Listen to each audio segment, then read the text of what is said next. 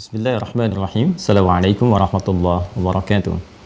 Alhamdulillahi rabbil alamin. Wassalatu wassalamu ala rasulillahil karimil amin. Nabiyyina Muhammadin wa ala alihi wa sahbihi ajma'in. Wa ba'd. Faya ahbaballahi wa ahbaba rasulihi sallallahu alaihi wasallam. Usi nafsi wa iyyakum bitaqwallahi faqad fazal muttaqun fala tamutunna illa wa antum muslimun. Faqala ta'ala Ya ayyuhalladzina amanu taqullaha haqqa tuqatih wa la tamutunna illa wa antum muslimun.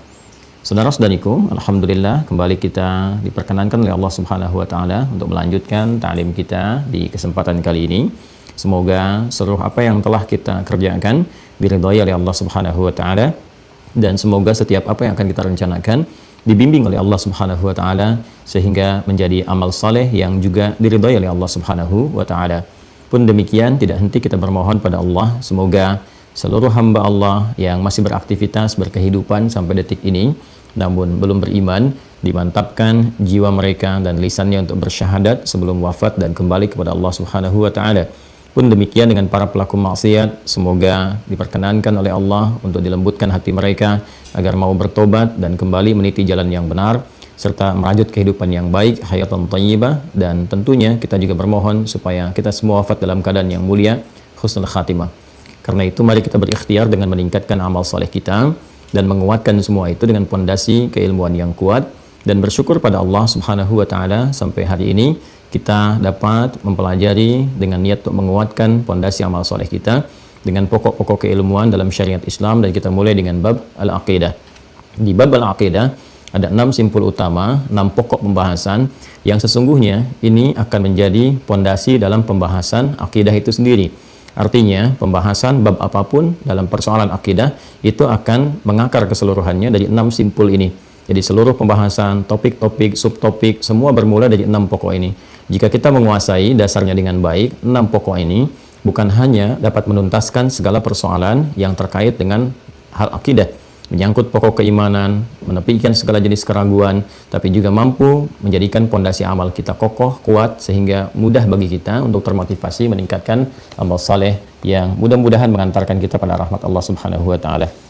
Alhamdulillah, dari 6 simpul yang dimaksudkan, yang kita kenal dengan rukun iman, 5 telah kita pelajari dan kita akhiri di pertemuan yang lalu dengan menyempurnakan bahasan seputar yaumul akhir dan terjadi tentang dahsyatnya kiamat. Setelah kita tuntaskan, sekarang timbul pertanyaan, bagaimana kita menyikapi semua aktivitas kita dalam menjalaninya supaya tertata dengan keseimbangan, tertata dengan penuh ketenangan, kenyamanan. Bagaimana kalau mendapatkan kebahagiaan, cara menyikapinya. Kalaupun merasakan satu duka cita, bagaimana juga kita menyikapinya. Nah, simpul yang ke-6 ini akan menyempurnakan pembahasan kita sekaligus menuntun kita untuk bersikap proporsional dalam menuntaskan risalah kita sebagai khalifah di muka bumi ini, apapun passion yang tengah kita pilih dan aktivitas apapun yang tengah kita jalani. Karena itu, saya akan coba tuliskan kembali 1-5 untuk mengingatkan tanpa harus saya menerangkan, karena saya duga di urutan video sebelumnya telah tuntas saya uraikan satu persatu, sehingga apa yang telah saya ingatkan kepada teman-teman semua, termasuk mengingatkan diri saya pribadi, ketika dituliskan setiap satu simpul itu sudah terbayang di benak kita atas apa yang telah kita pelajari, juga capaian-capaian yang sudah kita dapatkan sampai detik kita belajar ini. Artinya kalau simpul pertama saya sebutkan terbayang di benak kita, kalau belum sampai bayangan itu serta goal yang kita harapkan, mohon untuk dikaji, dipahami, dan masuk ke dalam web setidaknya untuk memahami persoalan-persoalan terkait berkelindan dengannya sehingga pemahaman kita dapat sempurna. Kemudian stepnya pelan-pelan dipelajari. Ini kan babnya sangat luas. Dan setiap kita mempelajari, kalau diniatkan sebagai ibadah, ada pahalanya. Jadi jangan bosan untuk mengkaji. Ya, Anda bisa lihat di YouTube Mira, step 1, step 2, step 3, pelan-pelan deh. Kita kan tidak dituntut dengan hasil. Ya, tapi kita dinilai berdasar proses. Kalau prosesnya benar, hasil akan mengikuti. Ya. Jadi pelan-pelan dilihat, dipelajari capaiannya bagaimana sehingga ketika disebutkan iman pertama, gitu kan? Iman kepada Allah terbayang segala hal yang telah kita bahas. Kemudian kita juga merasakan sudah sampai di mana capaian kita dan ada nggak perubahan dari kita sebelum belajar dengan setelah belajar. Mesti ada ukuran itu. Dan selalu ukurannya 2, ya. Selalu ukurannya 2 yang paling dasar. 1, meningkat keimanan kita. Artinya kalau iman meningkat, cirinya amal solehnya bertambah kualitas dan kuantitas dan terbangun kedekatan kita dengan Allah Subhanahu wa taala. Itu tanda. Ya, karena di dalam hadis Al-Bukhari dalam Kitabul Iman, Rasulullah sudah memberikan clue-nya. Al-imanu yazidu wa yantaqis. Yazidu bit ta'ah wa yantaqis bil ma'siyah. Ya, al-imanu yazidu wa yantaqis. Ya, iman itu naik, gitu kan? Dan kadang juga ada yang berkurang. Yazidu bit ta'ah, dia akan naik, meningkat dengan apa? Dengan ta'ah, membangun ketaatan. Sedangkan taat itu kepada siapa? Pada Allah. Ya, Allah wa ati'ur rasul, taat kepada Allah dan Rasulnya. Jadi artinya pengertian terbaliknya, orang-orang yang keimanannya meningkat, kan, itu parameternya bisa terlihat. Salah satunya apa? Pada peningkatan kualitas amal solehnya. Karena itu sering saya katakan amal soleh ini menjadi penanda, pengertian terbaliknya, penanda kekuatan iman seseorang. Jadi kalau kita sudah mempelajari rukun iman ini, iman pertama, simpul pertama, apa goalnya, gitu kan? Kan sudah kita sampaikan, zikrullah. Ya, kalau sudah zikrullah terbangun kedekatan dengan Allah. Kalau sudah dekat, otomatis pasti amalnya meningkat dari segi kuantitas ataupun kualitas. Kuantitas salat yang fardu bertambah dengan yang sunnah, kualitasnya semakin dinikmati, ya, semakin naik, semakin khusyuk, semakin kita ingin berlama-lama dalam ibadah, ya. Demikian selanjutnya. Iman simpul yang kedua, goalnya apa, capaiannya apa, perubahannya apa, gitu kan? Nah, jadi setelah kita mendapatkan pengetahuan, ya, ditambah pengetahuan, keimanan meningkat, kemudian amal soleh bertambah. Lalu juga simpul yang kedua, kita merasakan bagaimana semua pergerakan, aktivitas kita tercatat, ya, kemudian kita mendengar bisikan-bisikan hati yang baik, menepikan provokasi yang jelek yang datang dari sifat fujur. Itu bagaimana capaiannya sampai hari ini. Saya pernah sampaikan kepada kita semua, kalau kita semua berarti saya pribadi, Anda dan kita, supaya kita membuat satu target, ya, dalam sepekan misalnya atau sebulan. Kita belajar mengimplementasikan simpul yang kedua misalnya lewat perangkat tubuh kita dulu. Ya, dari mata kita sadari bahwa mata ini setiap pergerakannya akan tercatat. Maka hati-hati dalam memandang, imannya dipakai. Kullil mu'minina yaghuddu min absarihim. Dia kan katakan pada pria-pria beriman, palingkan pandangannya dari yang jelek-jelek. Wa kullil mu'minati yaghuddna min absarihinna. Pun demikian katakan pada perempuan yang merasa beriman, palingkan dari yang tidak baik. Maka dengarkan bisikan hati. Kalau ada sekiranya pandangan kita ini dipandang tidak benar oleh jiwa takwa kita, pasti akan protes diri kita ini. Ini nggak bagus, palingkan, kan? Demikian kalau ada provokasi mengatakan lihat dulu sebentar dan sebagainya, nah, itu pasti sesuatu yang jelek, palingkan. Ya, hal demikian yang coba kita terapkan. Sebelum itu dicatatkan. Kalau sudah tercatat, tidak mudah lagi kemudian untuk mengeditnya. Ya, kita harus maksimalkan motivasi untuk bertobat, memperbaiki dan sebagainya. Jadi mencegah itu lebih baik daripada mengobati. Ya, tobat itu sangat dianjurkan, tobat itu sangat dikuatkan, ya, bahkan diwajibkan bagi kita semua untuk bertobat, beristighfar, memperbaiki diri dan sebagainya. Tapi mencegah untuk terjadinya satu hal yang buruk itu diutamakan. Ya, karena itu simpul yang kedua ini memberikan penekanan kuat kepada kita bagaimana caranya kita terjaga dalam kehidupan sampai kita wafat kembali kepada Allah. Jadi kalau paham simpul kedua pasti punya kurikulum hidup.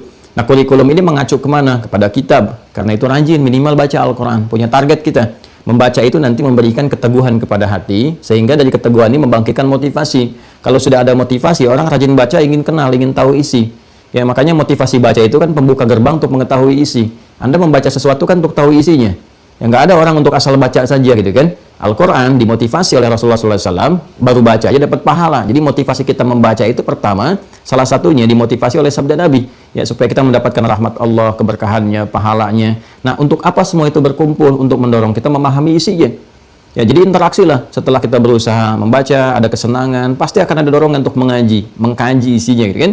Begitu kita kaji, kemudian kita lihat, kita amalkan, sehingga jadi pedoman. Jadi apa yang tadi kita rencanakan mengacu pada pedoman yang ada di dalam Al-Quran. Nanti penjelasannya dalam hadis Nabi Shallallahu Alaihi Wasallam. Bagaimana caranya ruku yang benar, sujud yang benar dalam sholat itu, cara berdoa saat kita sholat itu detail yang nanti disampaikan dalam penjelasan hadis Nabi Shallallahu Alaihi Wasallam. Dari situ kita keluarkan sebagai kurikulum kehidupan. Ya, terserah apa yang mau kita kerjakan, kita pilih. Itu pilihan kita, ikhtiar kita. Tapi kita konsisten. Para ibu mau jadi ibu rumah tangga kah, gitu kan? Mau jadi misalnya ada bakat untuk perawat kah, pengajar kah, macam-macam kah? Ya, para ikhwan yang laki-lakinya misalnya dosen kah, arsitektur kah, di birokrat kah, diplomat kah, ya, yang lain-lainnya misalnya, semua kita bisa pilih, tapi kita punya pedomannya. Pedoman itu yang kita kemudian konsistensikan dan komitmenkan sampai kehidupan kita berakhir dengan bingkai ketakwaan kepada Allah Subhanahu wa taala. Silakan jadi pilot yang bertakwa, masinis yang bertakwa, gitu kan. Apapun itu istilah itu hanya dari manusia saja. Ya, jangan terlalu pusing dengan istilah-istilah manusia. Toh kalau kita dianggap oleh Allah tinggi, nggak ada yang bisa menurunkan ketinggian kita di hadapan Allah. Ya, kalau manusia itu bisa menilai apapun, capek kita kalau mengikuti manusia. Ya kan sudah banyak kisahnya. Luqman Al-Hakim dengan anaknya banyak berkisah. Bagaimana ketika jalan ke pasar itu kan kita sangat tahu viral kisahnya. Ketika dengan keledainya itu kan, Luqman Al-Hakim anaknya membawa keledai kan, ya bergantian satu-satu, semua memberikan persepsi yang berbeda, nggak ada yang benar. Bapaknya naik ke keledai, anaknya nuntun, dicemooh juga, itu kan bapak nggak perhatian pada anak. Anak naik ke atas keledai, bapaknya nuntun, dicemooh juga, anak nggak ada hormat sama bapak. Dua-duanya naik ke atas keledai, jalan, dicemooh juga, nggak kasihan sama keledai, bebannya terlalu tinggi, itu kan? Dua-duanya turun nuntun keledai, dicemooh juga. Apa mereka bodoh? Ada keledai kok nggak dinaikin gitu. Jadi nggak akan pernah selesai. Jadi kalau kita melihat persepsi manusia, nggak akan ada yang sama. Memuaskan manusia nggak akan pernah tercapai. Ya, karena itulah beralihlah untuk menggapai ridha Allah Subhanahu wa taala, maka kita mendapatkan kepuasan tiada tara dan Allah akan memberikan nikmat sampai kita merasa puas. Padahal kaidah nikmat itu biasanya nggak pernah puas. Diberi sepeda, pengen motor, diberi motor, pengen mobil, itulah nikmat. Karena itu di dalam Al-Qur'an nikmat menggunakan kata itmam. Ya, agama kesempurnaannya digunakan kata kamal. Di Quran surah kelima Al-Maidah itu ya di pertengahan ayat ketiganya, al-yauma akmaltu lakum dinakum al-yauma akmaltu alaikum dinakum wa atmamtu alaikum ni'mati. Ya, perhatikan kalimatnya. Al-yauma akmaltu lakum dinakum. Pada hari ini aku sempurnakan untuk kalian ya agamamu. Itu menggunakan kata kamal. Akmala yukmilu kan? Al-yauma akmaltu lakum dinakum wa atmamtu alaikum ni'mati. Ketika agama menggunakan lakum, ketika nikmat menggunakan alaikum, dan itu menggunakan kata kamal dan itmam. Kalau kamal itu kesempurnaan yang paripurna, artinya nggak usah pakai pelengkap lagi, sudah sempurna seperti itu. Ditambahkan menjadi berkurang, dikurangi lebih kurang, itu kamal namanya. Ya, tapi itmam kesempurnaan yang terus diinginkan lebih. Jadi disebutkan dorongan manusia itu kalau diberikan nikmat selalu ingin merasakan lebih, tambah. Ya, tadi saya katakan diberikan sepeda pengen motor, kasih motor pengen mobil dan seterusnya. Itulah sifat nikmat. Tapi kalau kita benar ingin mendapatkan ridha Allah, kemudian kita mendapatkan karunia-Nya, maka Allah berikan nikmat kepada kita di luar kaidah tadi. Apa itu? Diberikan terus nikmat sampai kita merasakan dan mengatakan kepada Allah, "Ya Allah, puas ya Allah. Cukup ya Allah, alhamdulillah, nikmat ya Allah, puas ya Allah." Itu yang dimaksudkan di surah Ad-Duha. "Wala sawfa yu'tika rabbuka fatarda." Ya, dan Rabbu akan memberikan kepadamu Muhammad SAW seluruh kenikmatan sampai engkau merasakan ridha. Ya, dalam bahasa kita sampai engkau merasakan puas dengan semua nikmat itu. Ya, kesempurnaan nikmatnya. Karena itulah saya selalu mengatakan semua kita arahkan kepada ridha Allah Subhanahu wa taala. Dengan mengharapkan ridha Allah, maka ada ketenangan dalam jiwa kita sampai kehidupan berakhir. Imma kita wafat atau kehidupan dunia memang akhir dan selesai semuanya dan kembali kita mendapatkan keridhaan Allah itu. Wa ridwanu minallah. Kalau ridha Allah sudah ada, semua kenikmatan itu akan datang dengan secepatnya, semudahnya, dan bahkan dari sisi yang tidak kita duga-duga. Nah, untuk menyempurnakan itu semua, maka Allah berikan kepada kita simpul penutup yang dengan itu kita merasakan ketentraman, kenyamanan dalam setiap situasi. Jadi semua situasi itu dihadapinya dengan satu ya, kunci yang indah, yaitu fala khaufun 'alaihim wa lahum yahzanun. Dan inilah sebetulnya esensi kehidupan kita membawa misi saat di muka bumi di dunia ini, tidak mendapatkan kesedihan yang berlebihan, kan? Ataupun juga tidak mendapatkan kegelisahan yang berlebihan. Jadi ada ketenangan, ada kesenangan. Simpul keenam ini disebut dengan al-qada dan al-qadar.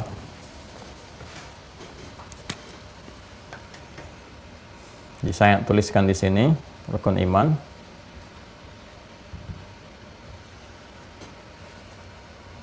Simpul pertama telah kita tuntaskan, iman kepada Allah.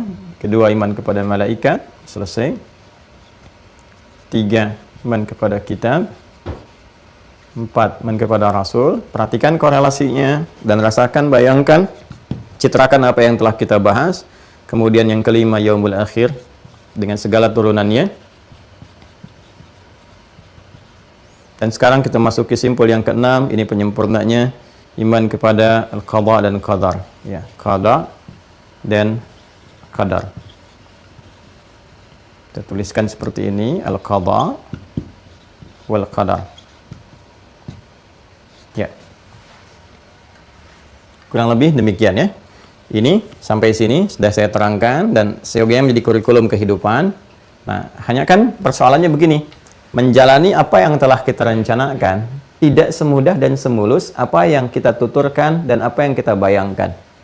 Sehingga seringkali manusia mengatakan, wah, berkata itu mudah, tapi kan belum tentu dia menjalaninya, gitu kan? Ya kan? Nah, menjalani ujian itu kalau dikatakan mudah, tapi kalau kemudian dijalani dengan sesungguhnya, realnya, belum tentu semudah apa yang dikatakan, tidak semudah membalik telapak tangan dan sebagainya.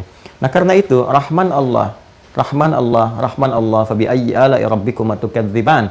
Dan letaknya ini terletak di surah Ar-Rahman, disebutkan berkali-kali untuk menunjukkan betapa sayangnya Allah kepada kita.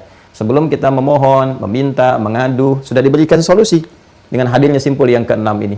Jadi kalau kita merasakan suka pun, itu kan? Atau kita memandang duka pun, itu kan pandangan kita aja yang merasakan. Suka duka itu kan bagian dari perasaan kita. ya kan? Ya, dan tidak bisa disimpulkan dari situ misalnya atas kesimpulan diri kita sendiri. Karena apa yang Allah tetapkan semuanya pasti baik. Ya, baik yang kita nilai sebagai hal yang disukai atau yang kita rasakan sebagai sesuatu yang duka, melahirkan duka ya bagi kita misalnya.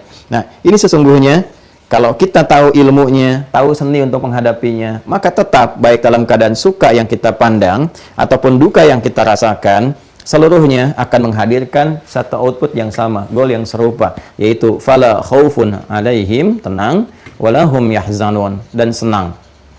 Ya, gimana nih, sedang duka sedalam-dalamnya tapi tenang gitu nampaknya, karena tahu hikmahnya akan begini, karena tahu oh ini nih yang Allah inginkan akan begini, saya harus mencari ini dan sebagainya. Kalaupun senang, ya suka, nggak berlebihan, tidak foya-foya berlebihan, tidak ria, tidak sum'ah, tidak sombong dan sebagainya, karena mengerti.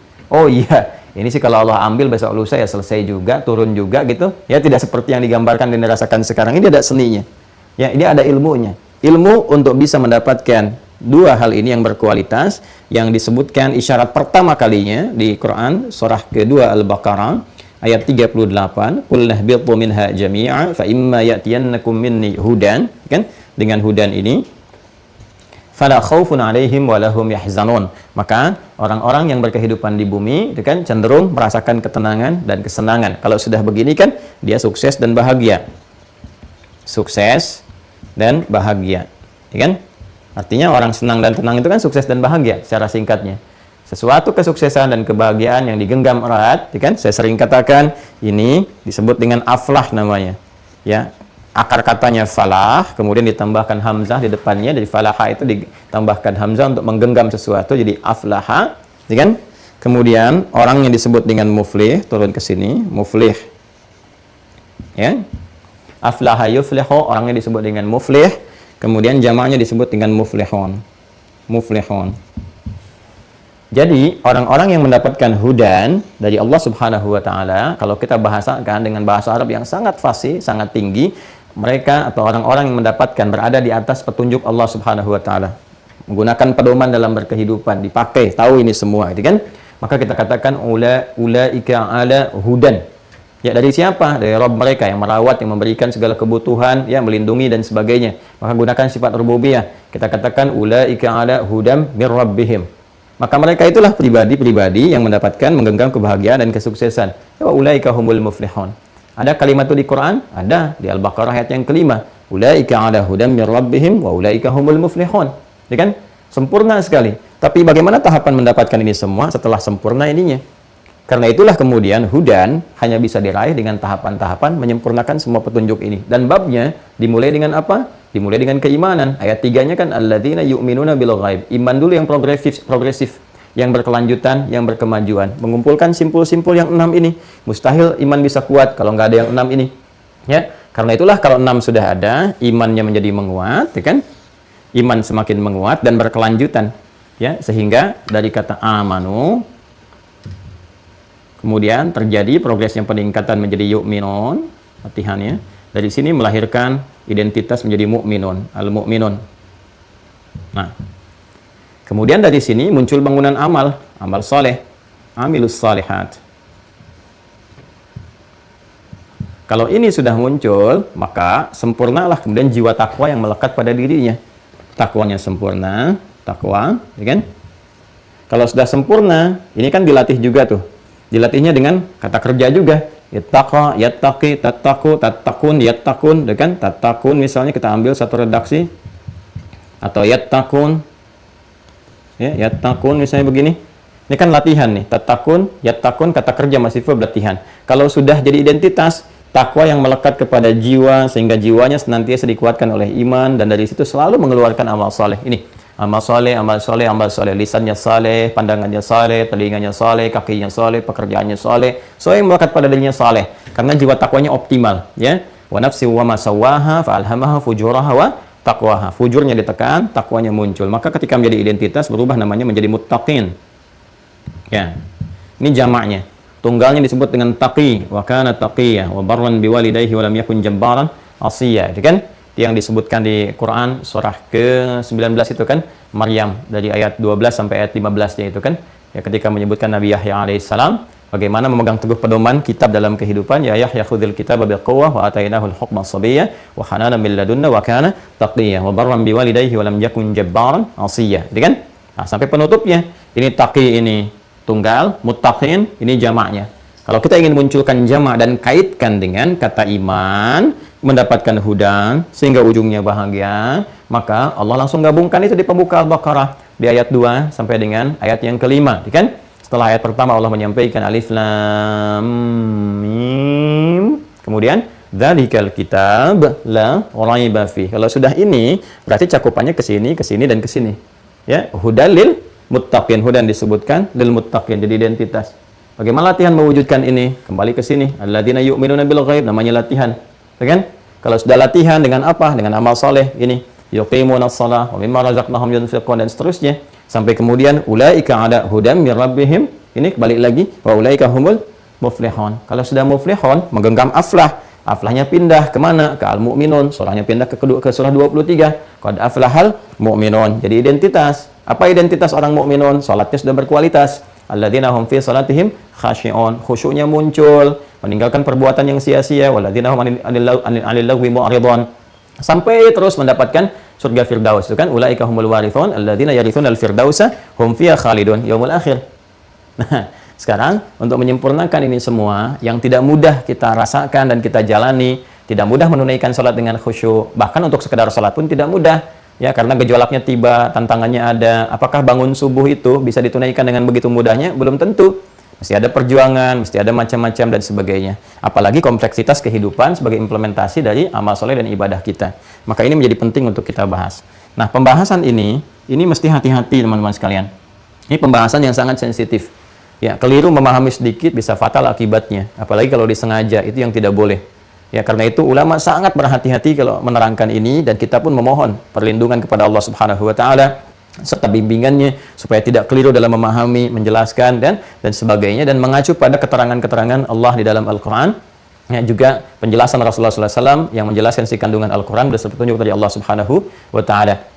Sehingga para ulama yang menjelaskan tentang qada dan qadar seringkali menyampaikan dengan hal yang singkat saja. Singkat, kemudian menjelaskan ayat-ayat, hadis-hadis dan sebagainya sehingga tidak jatuh pada kekeliruan dalam menerangkan ini. Karena ini sangat sensitif pembahasannya dan bisa menentukan rasa pada manusia sehingga dengan rasa itu melahirkan sebuah kesimpulan. Ya, oh sudahlah, sudah begini, ya sudah begini saja. Itu yang paling bahaya. Ya kan? Ya udahlah, sudah Allah tetapkan, mau ngapain lagi gitu kan. Nah, itu sesuatu yang bisa keliru. Padahal boleh jadi konsepnya tidak demikian. Ya kan? Nah, karena itu ketika Imam Ahmad ditanya, misalnya Imam Ahmad bin Hanbal, saya beri contoh, ditanya, apa itu qadar Allah? Ya beliau mengatakan, al-qadaru qudratullah. Ya qadar itu ya kadarnya ketetapan Allah Subhanahu wa Ta'ala. Maka pernyataan singkat, padat, tapi mengembalikan kepada seluruh turunan makna-makna yang dimaksudkan. Nah, kita mohon kepada Allah, mudah-mudahan kita diberikan pemahaman yang baik, yang cukup, dan punya kekuatan untuk mengamalkan apa yang telah Allah kemudian gariskan dalam kehidupan kita. Baik, karena itu untuk memudahkan bahasan ini, saya akan mencoba memberikan sebuah gambaran yang singkat, yang padat, ya, yang memberikan satu penjelasan utuh yang nanti citranya akan sampai ke sini. Dan ini mungkin agak jarang ditemukan di kitab-kitab karena saya kumpulkan, dihimpun, dan bagaimana caranya merumuskan dengan sesuatu yang mudah untuk diterima. Dan semoga Allah izinkan itu, ya. Nah, sekarang lihat dulu ke sini ya, teman-teman sekalian. Saya akan berikan gambaran seperti ini. Saya membuat garis seperti ini untuk memudahkan bahasan dulu. Ya. Sudah? Ini saya katakan, ini yang pertamanya ya. Garis pertama saya buat dari sini kan. Ini al-awwal namanya. Ya. Awal sudah jadi bahasa Indonesia, kita serap awal ya. Bahkan yang paling menarik ditambahkan mula. Awal mula kejadian ini berlangsung. Awal mula itu kan mulanya, awal ya gitu kan. Baik. Kemudian yang ini kan ujungnya akhir kan. Al-akhir. Kan? Kalau di sini kan kita nggak pernah tahu di mana titik mulanya gitu kan. Ini kan kita tuliskan aja, kita berikan tanda. Ya, artinya berlangsung, yang paling awal, ini ujungnya gitu kan, akhirnya. Nah, saya ingin tunjukkan bagaimana Allah Subhanahu wa Ta'ala Maha mengetahui, Maha menguasai, bahkan melekatkan nama dan sifat yang mulia, yang agung kepada dirinya, kepada zatnya. Dengan mengatakan dengan firman-Nya huwal awwalu wal akhir. Kan huwal awwalu wal akhir. Dialah Allah Subhanahu wa Ta'ala yang paling awal. Ingat ya, laisa kamitslihi syai'. Nggak ada sesuatu yang serupa, sesuatu pun yang serupa dengan Allah, dan kita nggak bisa menggambarkan, mengilustrasikan yang sama sepertinya. ya sama persis tidak ada, tidak sama sekali, ya. Nggak ada yang sama, jauh berbeda dari apa yang kita bayangkan. Saya ingin menurunkan bagaimana kuasa Allah Subhanahu wa taala mengetahui segala dari yang bermula, bahkan yang kita tidak tahu, karena Allah yang awal. Ya, kalau sudah Allah yang paling awal, ya sudah mengetahui segala hal yang terjadi, bahkan yang nggak bisa kita bayangkan sebelum-sebelumnya. Ya, kenapa? Kalau yang awal itu sudah pasti tahu, ya, dan kita tidak tahu dari mana batas awalnya, karena Allah yang awal. Ya, rumit kan? Ya, karena Allah yang paling awal, ya maka mengetahui segala sesuatu yang terjadi. Ya, dan kita tidak tahu di mana batas awalnya Allah menetapkan permulaannya. Ya, karena itu Allah menyebut dirinya dengan huwal awwalu, dialah Allah yang paling awal, artinya mengetahui segala hal. Ya, kalau sudah mengetahui segala hal, yang awal artinya segala yang bermula, bahkan dari sejak awalnya, sebelumnya, ya. Karena itu semua yang berlangsung dari titik ini, kalau kita ilustrasikan, kalau ini titik kehidupan kita gitu kan, taruhlah misalnya seperti ini, dan Allah nggak ada batas dari awalnya. Nah, ini kalau kita berlangsung dari sini terus ke sini pun, maka pengetahuan Allah ya akan mencakup seluruhnya, sampai ke sini, sampai sebelumnya, terus tiada batasnya. Karena awalnya nggak ada batasnya bagi Allah Subhanahu wa taala. Manusia punya keterbatasan, awal hidupnya, awal dilahirkannya, kemudian akhir kehidupannya berjalan terus seperti ini. Sedangkan karena Allah nggak ada batasnya, maka otomatis sifat pengetahuannya pun yang melekat kepada Allah Subhanahu wa taala nggak ada batas. Ya, karena nggak ada batas, luas cakupannya, mencakup sebelumnya ke sini, kan? Ataupun terus sampai ke tiada ujungnya. Ya, sampai ke akhir ini pun, akhir kehidupan kita, kalau kita gambarkan ini kepada kehidupan kita yang mudah untuk diilustrasikan, ya, dari lahir sampai dengan meninggal dunia, bahkan sampai dengan ke alam kubur, sampai ke yaumul akhir, sampai ke akhirat, sampai ke surganya insyaallah, gitu kan? Sampai semuanya Allah Maha mengetahui. Nah, sifat Maha mengetahui ini, maha tanpa batas, itu dinaikkan nanti ke bentuk superlatif, sighah mubalaghah. Ya, namanya alim. Alim, gitu kan? Wallahu bikulli syai'in alim. Dan Allah terhadap segala hal itu Maha mengetahui. Dan sifat Maha itu kalau sudah Maha berarti tanpa batas. Ya, tanpa batas, nggak boleh dibatasi, nggak boleh dikurangi. Ya, jadi sempurna keseluruhannya. Baik, kalau kita ilustrasikan ini ke kehidupan kita saja manusia misalnya. Ya, kehidupan manusia. Pelan-pelan ya teman-teman, ya, nanti akan paham kemana arahnya. Ya, ini misalnya si fulan X. Ya, dari mulai dikandung, ya, dilahirkan, terus sampai dengan wafat. Ya, sini ajalnya. Jelas ya? Ini yang akan dilaluinya. Dari mulai dikandung, dilahirkan, mulai ditiupkan roh kan usia 4 bulan, sudah ada tanda kehidupan kan? Ya kan? Maka dimulai awal kehidupannya sampai dilahirkan, terus sampai meninggal dunia. Bahkan sampai kembali kepada Allah Subhanahu wa taala, sampai nanti masuk surganya dan sebagainya, mendapatkan rahmat Allah, ya. Semoga kita termasuk bagian yang demikian. Nah, dari semua ini tidak akan lepas dari hukum sifat kuasanya Allah, sifat Maha mengetahuinya Allah. Semua hal yang terjadi karena sudah otomatis Allah itu huwal awwal wal akhir, pasti akan sangat mengetahui apa yang akan dilaluinya, apa yang telah dilaluinya, kemudian apa yang kemudian ke depan akan dilalui sampai ujung kehidupannya. Sudah otomatis, ya. Sudah melekat kuat, sudah pasti akan melekat pada zatnya Allah Subhanahu wa taala. Bahkan yang tidak terkait dengan manusia pun, penciptaan langit, bumi dan sebagainya, di semua segala hal secara singkatnya pasti Allah mengetahui seluruh kehidupan makhluk,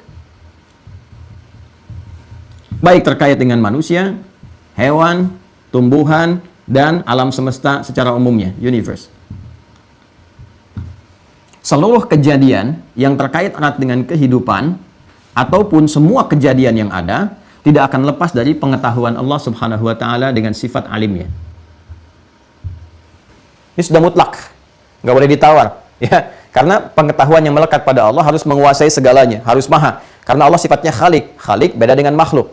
Ya, kita sepakat dulu ya, sampai di sini ya. Saya ulangi ya. Artinya, semua kejadian yang berlangsung dari segala yang Allah ciptakan, yang dicipta itu disebut dengan makhluk, semuanya harus ada dalam ranah pengetahuan Allah Subhanahu wa taala. Kejadian sifatnya itu kan pas, telah berlangsung, berarti sebelum, ya, telah, past tense.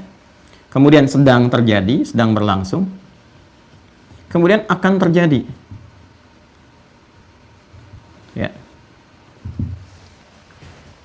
Ulang ya, pelan-pelan. Ini sangat penting nih. Hati-hati ya dengan provokasi setan, hati-hati. Fokus baik-baik. Ini sangat menentukan. Saya ulang dari sini dulu ya. Ya, penjelasan dasar yang pertama. Allah di antara sifatnya Maha mengetahui. Ya, segala hal tanpa batas, dan dialah al-awwal al-akhir. yang paling awal dari segala hal karena Allah sang pencipta, dan akhir dari segalanya dan tiada batasnya. Batas awal dan akhir itu nggak ada berlaku bagi Allah. Dia tidak ada batas dan tidak dibatasi dengan apapun. Karena itu terkait dengan semua aspek kehidupan yang diciptakannya, khususnya makhluk apapun itu, yang hidup, yang mati, kejadian yang terkait dengan ini, ya, dengan kehidupan, bila kita hubungkan kembali dengan keilmuan Allah Subhanahu wa taala yang tanpa batas, artinya seluruh kejadian diketahui oleh Allah. Sepakat dulu di situ ya. Semua kejadian Allah harus tahu. Baik sebelum terjadi, artinya telah terjadi, kemudian sedang terjadi, saat ini terjadi, dan akan terjadi, nanti akan terjadi. Jelas ya? Otomatis ya?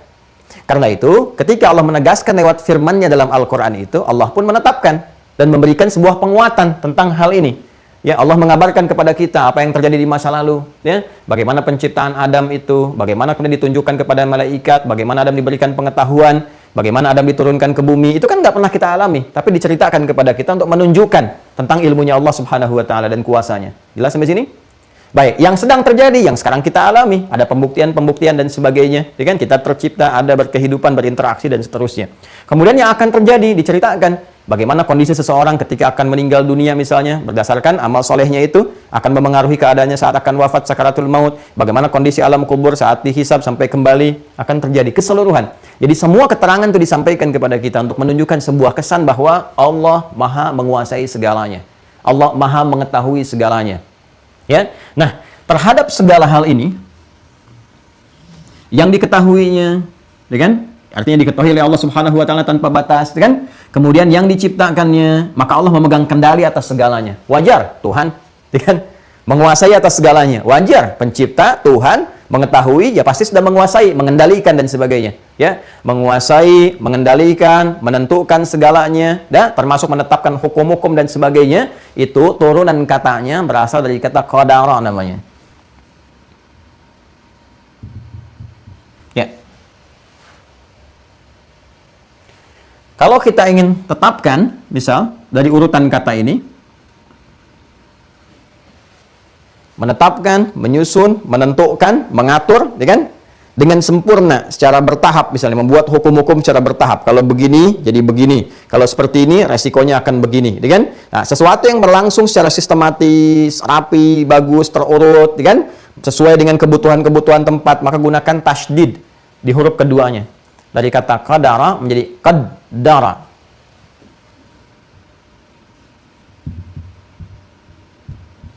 Ya. Pelan-pelan ya.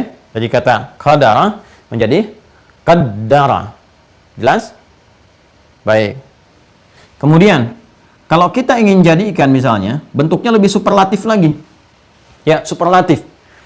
Mengatur segala sesuatu dengan tingkat yang tinggi, yang luar biasa, akurasinya, kemudian keagungannya, ya. Kemudian apalagi kedahsyatannya. Pokoknya ini semua naik jadi bentuk superlatif lah. Ya, yang teratur sangat lebih teratur. Kalau indah lebih indah lagi. Yang bagus lebih bagus lagi. Maka bentuk nanti kesempurnaannya dengan menambahkan alif dan ta di dalam kata dasar ini. Ya, kalau kita ingin tambahkan kata dasarnya qadara dengan alif dan ta, plus kalau ini pakai tasydid, ya kan? Yang ini pakai alif dan ta, maka katanya menjadi iqtadara. Iqtadara. Jelas ya? Pelan-pelan. Iqtadara. Nanti turunannya kita temukan misalnya iqtadara, yaqtadiru. Ya, sifat yang melekatnya menjadi muqtadir. Muqtadir. Sudah? Ya, kalau sudah muqtadir artinya ya mengatur dengan sempurna, merencanakan dengan sempurna, membuat hukum yang agung, yang istimewa, yang melebihi segalanya tanpa batas dalam kuasanya, kan? Yang mengandung hikmah-hikmah yang dahsyat, luar biasa. Nah, ini kalau sudah berbentuk iqtadara, kemudian sifat yang melekatnya dengan nama muqtadir, maka ini sudah menjadi sifat superlatif ya. Sudah mubalaghah, sudah superlatif, sudah lewat di atas ini, di atas ini. Kalau ini qaddara, kemudian yang melekatnya disebut dengan muqaddir, qaddara yuqaddiru, ya. Fahuwa muqaddara yuqaddiru taqdiran, fahuwa muqaddir. Ini dari sini muncul kata qaddara, nanti masdarnya, sifat, karakter, keterangannya disebut dengan takdir. Pelan-pelan ya, saya uraikan ini dulu. Qaddara yuqaddiru taqdiran. Jelas? Ini keterangannya. Saya ulang ya. Awalnya dari sini qaddara, yang mengatur, mengendalikan, menguasai, ya, dan seterusnya disebut dengan qadara. Keterangannya disebut dengan qadar. Ini kata kerjanya verb. verbnya. Qadara yaqdiru, ya kan? Kemudian kata bendanya noun, keterangannya, sifat keadaannya disebut dengan qadar juga. Tapi yang ini disebut dengan qadarun. Ya, ada an in unnya menunjuk kepada isim. Qadarun, qadar. Ya, karena di bahasa Arab itu ujungnya selalu dimatikan. Dimulai dengan harakat, diakhiri dengan sukun. Maka kita singkat dengan qadar. Makanya harus lihat konteks, apakah itu kata benda atau kata kerja. Sifat yang melekat kepada penguasaan ini, ya, yang mengendalikan, menguasai, membangkitkan, menempatkan ini dan itu, maka ini sifatnya, ya, yang melekat kepada subjeknya disebut dengan qadir namanya. Awas, fokus ya. Dari kata qadar, ya, qadara, muncul keterangannya, keadaannya disebut dengan qadar, qadarun, ya kan? Kemudian pengendalinya, yang menguasai, mengendalikan, mengatur disebut dengan qadir. Kalau kita ingin bentuk superlatif dari ini, qadir menjadi qadir. Ya, qadir.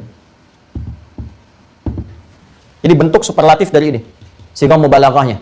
Artinya yang maha mengendalikan, maha segalanya, maha menentukan, maha mengatur dan seterusnya.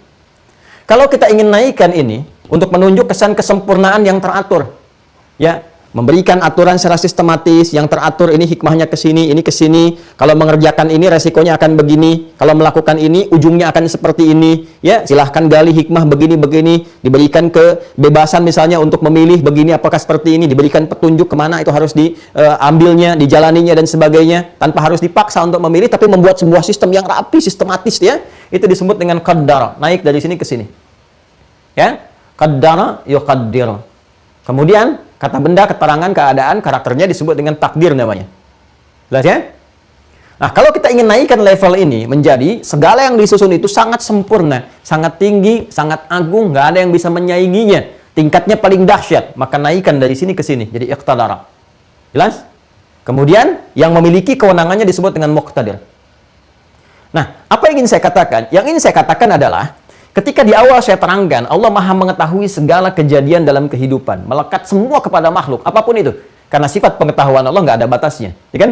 Dengan sifat ini, maka Allah pun bukan hanya mengetahui, tapi juga mengatur, menetapkan, mengendalikan. Karena konsekuensi dari menciptakan sesuatu, itu pasti konsekuensinya merawatnya. Ya, merawatnya, memberikan perhatian, membuat sebuah sistem yang baik, apapun itu. Bahkan dalam kita pun, ya, dalam sistem kemanusiaan berkehidupan, ya, yang kita membuat sesuatu pun, yang sesuatu itu nggak abadi, tetap kita perhatikan kan?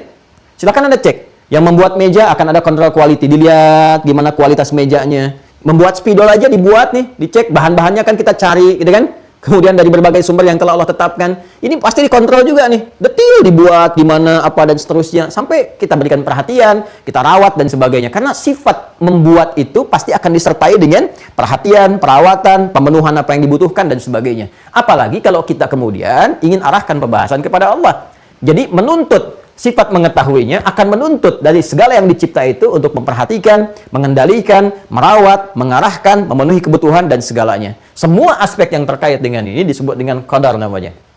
Ya, penguasanya disebut dengan qadir. Ya, superlatifnya disebut dengan qadir. Ketetapannya disebut dengan qadar. Sistem yang teratur, yang rapih, terperinci, mengandung hikmah disebut dengan takdir.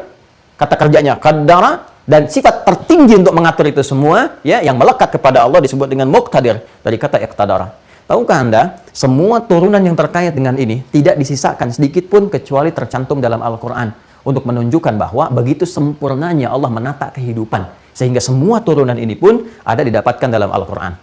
Ya, qadara menurunkan ini dulu, qadir misalnya kan, yang langsung melekat pada sifat Allah Subhanahu wa taala. Buka Quran surah ke-6 ayat 65. Al-An'am ayat 65. Qul huwal qadiru ala ayyab'atha. Ya kan? Ada kalimatnya. Adzaba min fawqikum aw min tahti arjulikum. Ada? Qul huwal qadiru. Satu. Ketemu. Jelas? Baik. Kedua, perhatikan kalimatnya. Kita turunkan ke sini. Bentuk superlatifnya. Qadir, bahkan disebutkan 9 kali dalam Al-Quran. Qadir, wallahu ala kulli syai'in qadir. Ya, yang membentuk wallahu ala kulli syai'in qadir disebutkan 9 kali dalam Al-Quran. Ya. Qadir, contoh kita ambil salah satunya di Quran surah kedua Al-Baqarah. Kita ambil ayat 284 misalnya kan. Sudah? Sampai 285 coba dilihat. Sudah?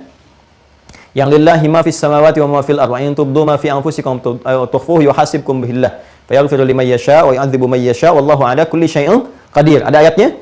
Baru ayat 285-nya amanar rasul, seperti pernah kita bahas di pertemuan sebelumnya, dikaitkan dengan simpul yang ini. Jadi simpul 1 sampai dengan ke-4 ini kita dapatkan di ayat 285, simpul yang ke-6-nya ada di ayat 284, nanti terakhirnya ada di 286-nya. Ada ayatnya? Wallahu ala kulli syai'in qadir, ya kan? Atau di Quran surah ketiga Ali Imran ayat 29. Qul in tukhfu ma fi sudurikum aw tubduhu ya'lamuhu Allah wa ya'lamu ma fis samawati wa ma fil ardi wallahu ala kulli syai'in qadir. Ya paling kanan sebelah bawah. Ya kita dapati itu. Qadir artinya apa? Qadir ada di Al-Qur'an. Qadir ditemukan juga di dalam Al-Qur'an. Baik. Pelan-pelan. Qadar ada juga dalam Al-Qur'an. Qadar. Ya, Quran surah ke-54 ayat 49. Quran surah 54 Al-Qamar ayat 49. Inna kulla syai'in khalaqnahu biqadar. Ada? Baik ya. Pelan-pelan ya. Saya ingin turunkan bagaimana kemudian Allah Subhanahu wa taala menghadirkan kesemuanya ini. Ada? Baik. Jadi turunan dari semua ini, qadara, kalau kita turunkan kata kerja ini, ya ada semua. Qadir ada, qadar ada. Naikkan ke sini pakai tasydid. Sampai kita temukan kata takdir nanti kan, yang sering kita sebutkan. Ya. Buka surah Al-A'la. Quran surah Al-A'la. Ayat 3. Yuk kita baca sama-sama. Sabbihisma rabbikal a'la. Alladzi khalaqa fasawwa. Walladzi qaddara fahada. Quran surah Al-A'la. Surah 87 ya, ayat ketiga. Sudah? Baik, pelan-pelan ya. Nanti kita akan temukan juga qaddarahu taqdira gitu kan. Teruskan. Sekarang naik ke sini. Muqtadir. Ya, Quran surah ke-54 Al-Qamar ayat 55. Fi maq'adi sidqin di ujung ayatnya, 'inda malikim muqtadir. 54 ayat 55. Fi maq'adi sidqin 'inda malikim muqtadir. Ada ayatnya? Baik, pelan-pelan ya. Nah, kita ke sini dulu ya, jelas. Fokus baik-baik teman-teman sekalian. Ya, saya kembalikan ke sini supaya paham. Awas, makanya saya katakan di awal tadi ini tidak mudah memahami karena itu mesti fokus dengan sempurna. Allah yang menciptakan seluruhnya, makhluk tanpa kecuali, siapapun itu bagaimanapun keadaannya, maka seluruh kehidupannya akan lekat dengan kejadian-kejadian, peristiwa-peristiwa, perbuatan-perbuatan. Maka semua kejadian ini, kehidupan ini dari awal sampai akhirnya berlangsung diketahui oleh Allah Subhanahu wa taala. Ya, bahkan sebelum itu terjadi, saat terjadi, akan terjadi. Ini sudah pasti, postulat hukumnya sudah harus mutlak dikuasai dan diketahui. Ya, kalau tidak diketahui, maka jadi persoalan aspek ketuhanannya. Karena sifat Tuhan itu harus maha segalanya. Jelas sampai sini. Nah, kemudian yang kedua, hikmah dari semua penciptaan, mengharuskan yang mencipta itu memperhatikan, merawat, kan? Memberikan segala kebutuhan terhadap apa yang diciptakan. Itu sudah fitrah. Karena itu, kalau kita kaitkan dengan Allah Subhanahu wa taala, maka semua itu harus sempurna. Karena Allah punya sifat sempurna, maha segalanya, otomatis sudah pasti apa yang diketahuinya pun, apa yang diciptakannya sudah pasti akan dirawat, diperhatikan, dikendalikan, ditetapkan sebuah sistem berkehidupan yang teratur, yang rapi, yang sempurna, dan seterusnya. Nah, segala yang mengatur tentang tata kelola kehidupan itu, saya ulang ya, segala yang mengatur tentang tata kelola kehidupan itu, yang mengendalikan, mengatur, dan segalanya, itu disebut dengan qadar namanya. Dengan segala turunannya. Kalau kita mau bicara pengendaliannya disebut dengan qadir. Kalau kita ingin bicara tentang kesempurnaannya, kan? Yang mahanya disebut dengan qadir. Kalau kita ingin bicara tentang keteraturannya, sistematis, yang beredar bagaimana matahari beredar, tidak pernah bertabrakan antara satu dengan yang lainnya, tercipta keseimbangan siang dengan malam, begitu bumi diciptakan dengan sempurna, gunung-gunung jadi pasak dan sebagainya. Kita bicara tentang takdir, qaddara yuqaddir. Diberi petunjuk untuk mengikuti sebuah sistem. Kalau kita ingin bicara keagungannya, kita akan terikat dengan kata muqtadir. Jelas? Baik. Ketika Allah menetapkan hukum ini, maka membawa sebuah konsekuensi bahwa kehidupan yang dialami oleh seluruh makhluk terikat dengan sebuah sistem yang terkendali. Sebut dengan sistem kehidupan. Ya, jadi kehidupan tidak berdiri sendiri. Kehidupan tidak sia-sia, tidak begitu saja, tapi ada hukumnya, dibuat sistemnya. Yang dengan itulah kemudian membuktikan ya ketetapan Allah sebagai Subhanahu wa taala sebagai sang pencipta. Ya dengan segala fitrahnya yang mengatur, yang mengendalikan, membuat sistem dan sebagainya. Jelas ya? Baik, pelan-pelan, pelan-pelan. Dah. Ketika semua diputuskan, ya al-hukmu, dengan hukumnya ihkamu syai'i wa inha'i. Hukumnya ditetapkan, ini sempurna, sistem telah dibuat, ditetapkan, kan? Kemudian setelah ditetapkan, berlangsung sampai dengan akhirnya, sampai secara sempurna. Penetapan segala hukum yang berlangsung ini disebut dengan qada namanya. Sehingga kita sering kenal qada itu dengan keputusan, ketetapan. Ulang ya. Jadi semua sistem kehidupan ya yang diketahui oleh Allah Subhanahu wa taala, yang dibuat oleh Allah, ditetapkan, mengandung hikmah yang sangat tinggi dan sebagainya, semua keberlangsungannya ini, ketetapannya disebut dengan apa? Ya, sistem kehidupan disebut dengan apa? Qadar. Ya. Ketika itu diputuskan, ditetapkan dengan satu yang singkat saja, dengan perintahnya, ya. Apa itu? Kita beri contoh misalnya di Quran surah kedua Al-Baqarah ayat 117. Quran surah 2 Al-Baqarah ayat 117. Paling kiri di pertengahan, ya. Badi'us samawati wal ard. Wa idza qada amran. Kata kerjanya wa idza qada amran. Dan jika Allah menetapkan satu hal, ini sudah membuat sistem kehidupan ditetapkan oleh Allah, akan begini, akan begini, akan begini, selesai begini, begini, hikmahnya seperti ini. Ya. Apa yang dikatakan? Kun fayakun, selesai. Jadi, maka jadi. Maka kalau kita bicara qadar, qadarnya Allah berarti sistem kehidupannya. Ya, yang berlaku di semesta dan seterusnya. Ya kan? Nah, ketika Allah menetapkan semua sistem ini berlaku keseluruhannya, ya sudah dengan mengatakan kun fayakun, jadi maka jadi, maka itu disebut dengan qada namanya. Ya. Dari sini muncul pembahasan tentang qada dan qadar. Al-qada wal qadar. Jadi kalau kita bicara qada adalah keputusan Allah yang menetapkan segala hal berdasar dengan kebijakannya mengenai sistem kehidupan yang berlaku. Ya, yang terkait dengan makhluk. Karena semua terkait dengan kehidupan, maka semua aspek yang dijalani dalam kehidupan itu sudah tidak akan pernah keluar dari ketetapan Allah Subhanahu wa taala yang terkait dengan sistem hidup yang kita alami, qadar, ya kan? Kemudian yang kedua adalah keputusan Allah yang menjadikan sistem ini berlaku dalam kehidupan disebut dengan qada. Ya. Jadi kalau kita sekali lagi bicara tentang qada dan qadar, artinya adalah segala ketetapan Allah Subhanahu wa taala, ya kan? Yang terkait dengan sistem kehidupan seluruh makhluknya yang telah ditetapkan dengan hikmah-hikmah tertinggi yang sesuai dengan kemaslahatan makhluk yang Allah kehendaki. Jelas sampai di sini? Baik, ini baru pengantar ya, baru pengantar. Kita belum bicara kepada sistemnya. Ya, saya ingin pahamkan dulu sampai sini. Nah, kalau sudah paham kita cek dulu. Ya, kalau sudah paham kita cek dulu. Semua yang berkehidupan ini, apakah Allah ketahui? Baik, Allah ketahui ya. Kita jawab. Sifat Allah harus mengetahui semua itu. Karena itu disebut dengan apa? Alim. Apakah Allah mengetahui yang sebelum terjadi? Ya, diketahui yang sebelum terjadi. Yang sedang terjadi? Ya, sedang terjadi. Yang akan terjadi? Ya, akan terjadi. Baik, sampai sini kita sepakat bahwa Allah mengetahui segalanya. Kemudian kita juga harus sepakat bahwa Allah mencipta segalanya. Karena itu disebut dengan Khalik. Quran surah ke-15 ayat ke-28. Allah menyebut dirinya dengan Khalik. Ya, wa idz qala rabbuka lil malaikati inni khaliq. Ketika Allah berfirman kepada para malaikat, aku adalah Khalik, yang mencipta. Ya. Baik. Ketika Allah mencipta, maka diberikan keterangan di dalam Al-Quran, maka bersamaan dengan penciptaan itu dan menjalani kehidupan, disertakan pula sistem yang mengikat, yang secara sempurna akan dijalani dalam proses kehidupan itu. Ya, sistem ini yang disebut dengan qadar, dengan segala turunannya, dan ketetapan-ketetapannya. Ketika berlaku ketetapan itu, ya, diperintahkan oleh Allah, keputusannya tiba, kan? Berlaku semuanya, maka disebut dengan qada, ditetapkan kun fayakun. Ketika menetapkan satu hal, terjadi, maka terjadi keseluruhannya. Ya, dari sini kita simpulkan dengan pembahasan qada dan qadar. Paham ya?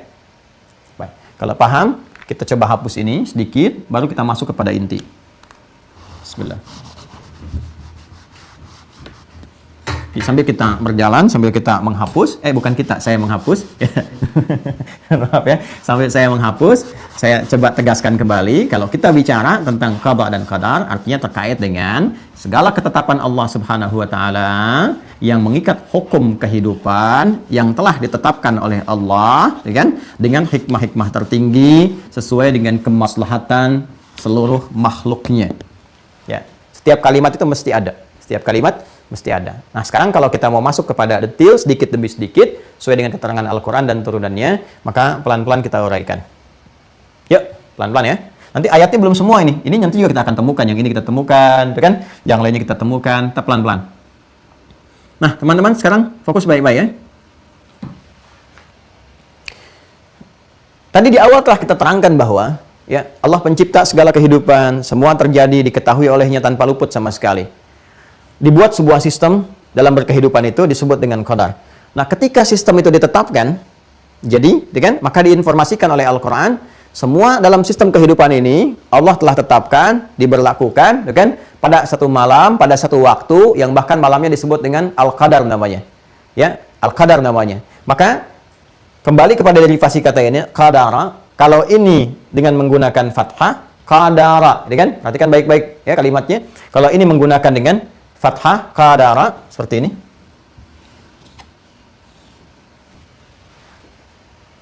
Sudah? Baik, pelan-pelan. Kalau ini nanti menggunakan sukun. Ya. Qadran. Sistem sudah ada, sudah berlaku qadaron, kemudian kesananya ya inna khalaqna kulli syai'in biqadar, ini pakai fathah, sistem dibuat gitu kan. Kemudian ditetapkan akan berlaku, ketika berlaku ditetapkan qada, keputusan Allah yang menetapkannya disebut dengan qada. Ketika mulai berlaku, ditetapkan satu waktu berlaku, semua itu disebut dengan qadrun. Qadrun, ya. Hanya untuk memudahkan lisan membaca, biasanya yang tengahnya itu dikembalikan harakatnya. Sehingga kita menyebutnya tetap qadar. Padahal nanti ada dua kosakata, ada qadarun, ada qadrun, itu berbeda. Baik ya? Baik, kalau qadarun tadi sistemnya dibuat sempurna, utuh, gitu kan? Kemudian keputusan berlakunya sistem itu disebut dengan qada, yang keputusan menetapkan itu berlaku, saat berlaku dijalani disebut dengan qadrun namanya. Ya. Nah, cuma kita menyebutnya dengan dua nama yang sama saja untuk memudahkan pengucapan lisan, qadar. Baik, maka muncullah surah Al-Qadar, Quran surah ke-97.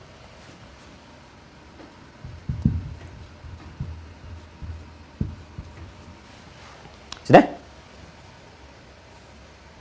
Yuk, nanti Anda cari ya dimanapun, di kitab manapun yang detail menerangkan seperti ini. Allahu Akbar, nggak ditemukan. Makanya saya sering katakan, hanya pencipta sesuatu yang mengetahui sesuatu itu dengan sempurna. Ya, dan Allah mencipta segalanya, maka Allah yang maha mengetahui segalanya dengan sempurna. Bahkan ini pun turun surahnya, surah Al-Qadar. Ya, ya, kita karena ingin bicara detail, kita bertanya kepada Allah, ya Allah, kapan itu ditetapkan? Bagaimana keadaannya? Seperti yang kau firmankan, bukan kami yang kemudian kreasikan dan sebagainya, atau rekayasakan, atau kita mencari-cari, tidak. Semua bersumber dari sini. Maka turun Quran surah 97, disebut surahnya surah Al-Qadar. Al-Qadar, ya kan? Suratul Qadri, Al-Qadar. Ingat nggak pakai fathah ya di dalnya, di dalnya. Seperti ini Al-Qadar. Surah 97. Ya, surah yang menunjukkan tentang berlakunya ketetapan ini. Sistem yang dibuat dalam berkehidupan dan sebagainya. Baik, kita mulai ya. Pertama, karena ini persoalan agung yang sangat tinggi, ya, yang sangat besar, dan saya sering sampaikan di awal, jika Allah ingin menyampaikan segala hal yang agung, yang tinggi, yang nilainya dahsyat dan seterusnya, maka Allah akan menggunakan bentuk ta'zimun nafsi, li ta'zimis sya'ni. Dan itu menggunakan bentuk nahnu atau singkatannya na, atau diberikan taukid di depannya dengan inna. Ya, inna pendek begini, berjumpa dengan ta'zimun nafsi, kan? Ditambahkan bisa dengan na seperti ini. Ya, jadi kalau inna begini ketemu dengan na begini bentuk ta'zimun nafsi, maka kalimatnya akan berbentuk seperti ini. Inna. Ya. Karena ini agung, ini tinggi, peristiwanya dahsyat, maka Allah pun buka dengan bentuk ta'zimun nafsi, menunjukkan keagungannya, ya, demi menyampaikan sesuatu yang sangat agung, sangat tinggi, sangat luar biasa. Inna anzalnahu fi lailatul qadar. Ya, perhatikan baik-baik ya. Inna anzalnahu fi, sampai ke sini.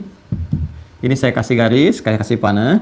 Anzalnahu, ya. Anzalnahu fi lailatul qadar. Ya. Sudah? Sungguh kami turunkan Al-Qur'an itu dengan segala keagunganku, kata Allah Subhanahu wa taala, pada malam Al-Qadar. Malam ditetapkannya segala hal yang terkait dengan sistem berkehidupan. Pelan-pelan, ya. Awas, hati-hati. Kalau sudah menggunakan kata qadrun seperti ini, artinya apa? Semua sistem kehidupan yang berlaku ya segalanya dalam proses kehidupan kita, baik manusia ataupun yang lain di semesta ini, maka mulai ditetapkan. Ya, dan keputusan Allah nanti untuk mengatakan kun fayakun, terjadi itu qadanya. Sistem kehidupannya disebut dengan qadar, maka itu berlaku ditetapkan pada satu malam, malamnya disebut dengan malam al-qadar. Ya, ini bahasa Quran ya, ini keterangan dari Al-Quran. Baik ya, sudah.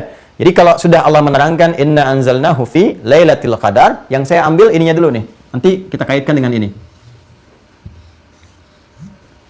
Ya, di sistem kehidupan yang berlaku untuk semua makhluk ya tanpa kecuali dalam berkehidupan di alam semesta ini, apalagi terkait dengan kita, Allah tetapkan pada satu masa, satu waktu disebut dengan Lailah. Ya, kalau Lail itu malam, kalau ada ta'nya berarti istimewa. Itu malam yang sangat istimewa, ya. Yang di malam itulah, di waktu itulah dengan penuh keistimewaan, ya berlakulah semua sistem hukum dalam berkehidupan. Jelas ya? Disebut dengan Al-Qadar. Pelan-pelan, ya, pelan-pelan. Nanti kalau kesananya akan berbicara tentang keistimewaannya yang menyertai dengan itu semua pahalanya berlipat dan sebagainya. Pelan-pelan. Saya ingin temukan ini dulu. Sudah ya? Baik. Kalau sudah ditetapkan, bagaimana kemudian berlangsung sistem kehidupan ini? Maka konsekuensinya, ya karena Allah itu sangat maha, sangat segalanya, maka semua sistem yang ditetapkan mesti beda. Sama sekali. Ya 100% mesti berbeda dengan segala apa yang dibuat oleh makhluk. Jadi kalau makhluk bikin sistem, manusia bikin sistem, bikin ini, bikin itu, nah, sifatnya mesti beda sama sekali dengan apa yang Allah tetapkan. Karena yang Allah tetapkan harus sempurna, mencakup segalanya. Harus detail, harus sempurna, ya harus ada semua konsekuensi-konsekuensinya dan sebagainya, ya dan mengikat dan sifatnya komprehensif sampai kapanpun. Maka itulah kemudian muncul kata qaddara untuk memberikan kesan. Ya, bahwa semua yang dibuat sistemnya ini sempurna keadaannya. Maka disampaikan di Quran surah Al-A'la ayat yang ketiga itu walladzi qaddara fahada. Maka dibuat sistemnya dengan detail. Kemudian manusia diberikan petunjuk. Ya, setelah dibuat sistemnya diberikan petunjuk. Ini kalau mengerjakan ini akan mendapat begini. Kamu kalau ini berlaku seperti ini akan begini. Ya. Sistemnya dibuat detail. Ingat ya, kalau menggunakan ini tadi kan saya sudah terangkan di awal supaya tidak mengulang. Kalau sudah menggunakan kata ini, artinya sangat sistematis, sangat detail, sangat terukur. Jadi, detail, sistematis, terukur. Ya. Presisinya sangat tinggi sekali. Ya. Dan sempurna, bukan sangat tinggi saja, tapi sempurna. Perhatikan. Dan diberikan pedoman. Dari sini, diberikan pedoman. Qaddara fahada. Pedoman ini yang menjelaskan kepada kita. Ya, sistem ini nanti dijelaskan oleh Allah ya dalam berkehidupan dalam bentuk pedoman, diberikan pedoman, diberikan arah, ya. Contohnya apa misalnya? Allah terangkan kepada kita. Ini, kamu dalam hidup secara sederhana dulu ya, di tubuh kita dulu. Ini ada mata nih, mata. Ya, mata itu digunakan untuk melihat. Melihat, ya kan? Tapi bukan sekedar melihat, tapi diberikan petunjuk. Begini cara melihatnya. Ya, bukan sampai situ saja karena harus sempurna. Begini konsekuensinya. Kalau kamu lihat yang baik, maka akan muncul konsekuensinya seperti ini, feedbacknya. Ada berkah datang, ada apresiasi kebaikan datang, dituliskan jadi amal soleh, dapat hasanah, dapat ajrun pahala, bisa ke surga. Kalau mata dipakai jelek, maka ya kan, jadi salah, ya kan? Berpotensi hilangnya berkah, tapi yang datang kemudian dosa. Kalau tidak taubat, nah maka terus konsekuensinya hisabnya berat, dapat kitab di belakang punggung, ujungnya neraka. Kalau dari sini mengaku salah, pengen kembali ke jalur ini, dibuat hukum namanya taubat. Jelas? Ini baru satu gambaran. Nah, semua berlangsung seperti ini. Lisan dikasih cara. Nih, cara lisan ini fungsinya begini untuk bertutur. Tapi kata-kata yang diucapkan harus begini. Kalau diucapkan nanti akan seperti ini konsekuensinya sampai ke ujung sampai menerima rahmat Allah, ya. Kalau tidak digunakan begitu, tapi digunakan sebaliknya, maka akan begini. Diberikan juga oleh Allah petunjuknya, diberikan petunjuk. Ini akan mensupport kehidupan kamu begini, makhluknya ini. Tugasnya begini. Ya, yang jadi musuh kamu ini, yang sudah mendeklar ingin membuktikan kesombongan jadi musuh, namanya ini, cara menggodanya begini. Cara kita untuk menjauh atau mengatasi godaan itu begini. Itu melekat pada pribadi kita. Lebih jauh dari itu, keluar. Ya, di keluarga, dalam kehidupan sosial, sampai kehidupan di bumi ini, sampai interaksi dengan yang lainnya, sampai planet-planet dan sebagainya. Sistemnya rapih, diterangkan dengan sempurna, bahkan dijelaskan kepada kita keberadaan kamu di sini pun seperti ini fungsinya. Malaikat begini, jin begini, manusia begini, semua diterangkan dan diberikan petunjuk oleh Allah, semuanya terarah kepada rahmatnya untuk mendapatkan seluruh nilai kebahagiaan. Pelan-pelan, ya. Jadi ditetapkan di satu waktu dengan sempurna ketetapannya. Setelah itu diberikan detail sistemnya dengan konsekuensi-konsekuensinya. Kalau begini akan begini, ini akan begini, dan seterusnya. Pelan-pelan, fokus ya. Kemudian setelah itu diberikan petunjuk, hada. Hada ini verb, kata kerjanya. Ya, yang menerangkan kepada kita semua konsekuensi dalam sistem berkehidupan ini, semua petunjuk-petunjuknya. Kata kerjanya disebut dengan hada, ya kan? Bendanya, pedomannya disebut dengan hudan namanya. Kata bendanya, pedomannya disebut dengan hudan. Yang telah kita bahas. Kata kerjanya hada, walladzi qaddara fahada. Ketika kami buat sistem kehidupan yang detail, apapun yang dikerjakan oleh manusia, itu selalu ada konsekuensi. Kamu begini, akan begini, begini, begini, dan sebagainya.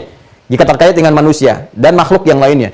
Diberikan petunjuk supaya benar, supaya terukur, supaya bagus. Ya, kalau berbuat begini, ini konsekuensinya. Kalau salah begini, kalau balik lagi, tobat namanya. Ya, ini petunjuknya, verb. Ya, kata bendanya yang menghimpun semua petunjuk itu disebut hudan. Ya, jelas, kalau diikuti hudan ini yang dimaksud di awal tadi, fala khaufun 'alaihim wa lahum yahzanun. Ini Quran surah kedua ayat 38. Qul nahbitu minha jami'a, bahkan saat Adam turun ke muka bumi pun, manusia pertama itu diberikan oleh Allah, ya, hudan sebagai konsekuensi dari hukum Allah yang telah ditetapkan. Dimulai aktivitas sebagai khalifah di muka bumi, maka semua berlaku yang telah ditetapkan ini, ya, berlaku yang semuanya telah Allah ketahui keseluruhannya. Baik, fa imma ya'tiyannakum minni hudan faman tabi'a hudaya fala khaufun 'alaihim wa lahum yahzanun. Ini telah saya terangkan, disebut dengan hudan. Setiap generasi berganti, hudan ini selalu ada karena Allah telah tetapkan dalam hukum berkehidupan, telah jadi sistem. Ya, ganti masa, ganti generasi, ganti komunitas, ganti masyarakat, ada nabi diutus, ada rasul membawa hudan. Saya terangkan sebelumnya, Nabi Musa hudannya disebut dengan Taurat, sampai ke Nabi Isa nanti ada Injil, sampai ke Nabi Muhammad itu Al-Qur'an. Al-Qur'an. Maka di dalam Al-Quran diterangkan tentang petunjuk dalam berkehidupan, tentang sistem kehidupan itu dijelaskan di Al-Quran. Makanya kalau kita baca Al-Quran, kita temukan dari awal kejadian, berkehidupan, Adam turun dan sebagainya, tentang kuasa Allah, tentang ini yang harus dilakukan, ini harus ditinggalkan, if'al, kerjakan, kan? La taf'al, tinggalkan, ini jangan dilakukan, ini yang harus dikerjakan, dijelaskan dalam hadis-hadis Nabi SAW, detailnya seperti apa. Kalau diperintahkan sholat, begini caranya, diperintahkan sedekah, begini detailnya, begini ukurannya, semua itu sistem, petunjuknya disebut dengan hudan. Kitabnya disebut dengan Al-Quran. Nah, karena Al-Quran terkait dengan qadar, perhatikan, Al-Quran terkait dengan qadar, artinya apa? Segala sesuatu dalam berkehidupan ini, kalau kita ingin lihat bagaimana sistem kehidupan bekerja, ya, ingin mendapatkan yang benar supaya tenang hidupnya di dunia, supaya senang, dan pulang dapat rahmat, mendapatkan surga, dan kita menjalani sistem kehidupan ini dengan benar, lakukan begini, tinggalkan ini dan itu, maka nggak ada yang lain kecuali ke sini, petunjuknya ini. Ya, perhatikan baik-baik. Karena ini terkait dengan ini, Quran terkait dengan qadar, ke sini. Qadar, ya, segala yang ada di sini, petunjuknya ada di sini, maka Allah kemudian menjadikan keagungan pada keduanya ini melekat dalam satu firman. Perhatikan baik-baik, ya. Karena fungsinya semua saling terkait berkelindan. Pedoman ini kalau ingin bahagia, sini, tenang dan senang, sukses dan bahagia, maka lihat ini. Karena ini mensupport ke sini, dua-duanya terikat, bersinergi, ya, terkait berkelindan, maka Allah pun kemudian menghadirkan dalam satu firman tentang keagungan pada keduanya. Perhatikan baik-baik. Inna, sungguh demi keagunganku, ya, demi kedahsyatanku, anzalnahu, hu-nya kemana? Ke Al-Quran. Sini. Jelas ya? Sungguh dengan segala keagunganku aku turunkan Al-Quran. Apa fungsi Al-Quran? Al-Baqarah ayat 185. Quran surah kedua ayat 185. Syahrul Ramadan alladzi unzila fihil Quran. Apa fungsinya? Hudan. Hudan linnas. Ya, apa kaitan hudan dengan qadar? Quran surah Al-A'la ayat ketiga. Walladzi qaddara fahada. Karena semua saling keterkaitan, maka apa yang terjadi? Kata Allah, semuanya agung. Sebagaimana sistem kehidupan itu begitu agung, begitu sempurna, begitu baik, maka pedoman yang menerangkan tentang cara berkehidupan ini pun itu tidak kalah agungnya. Ya, ini dahsyat, ini luar biasa. Maka Allah katakan, Allah firmankan, inna anzalnahu, sungguh demi keagunganku, ya, kami turunkan Al-Quran itu dengan segala keagungan Allah Subhanahu wa taala fi Lailatul Qadar. ya pada malam berlakunya sistem kehidupan, malam al-qadar. Kenapa disandingkan ini dengan ini? Untuk memberikan kesan bahwa di sistem kehidupan ini, di kehidupan itu ada sistem, ada aturan, ada hukum. Kalau ingin baik, ingin selamat, ingin bagus menjalani ini, ingin tenang, ingin nyaman, ingin bahagia, maka baca ini. Pelajari ini. Amalkan ini. Maka siapapun yang mengamalkan ini bisa terangkat dan transformasikan hidupnya bahkan dari jahiliyah ke khair ummah. Berlangsung di malam yang sempurna, di malam yang baik, dan redaksi penurunannya menggunakan kata anzala. Anzala yunzilu, bukan nazzala yunazzilu. Ingat baik-baik. Anzala yunzilu bukan nazzala yunazzilu. Nanti lihat di buku-buku ulumul Quran ya. Ada al-itqannya misalnya Al-Imam As-Suyuti, ada mabahith fi ulumil Quran, dirasa atau mabahith fi ulumil Quran, ya. Ada lagi misalnya kitab Az-Zarkashinya Al-Burhan fi ulumil Quran, ya. Mana'il Qattan yang tadi mabahith fi ulumil Quran, Syekh Mana'il Qattan, Al-Itqan fi ulumil Quran, Syekh Imam Jalaluddin As-Suyuti, dan kemudian nanti ada Imam Az-Zarkashi, ya Al-Burhan fi ulumil Quran juga ada kitabnya, ya. Nanti ada beda antara nazzala dengan anzala. Nazzala dengan anzala. Agak pelan-pelan ya, ini agak kompleks sih. Ya. Kalau pakai tasydid, tadi saya terangkan di awal. Sesuatu yang berlangsung dengan sistematis, secara bertahap, ada tahapan-tahapannya. Kalau anzala, sesuatu yang berlangsung sekaligus. Ya, sekaligus, tidak bertahap, ya, tapi berlangsung sekaligus.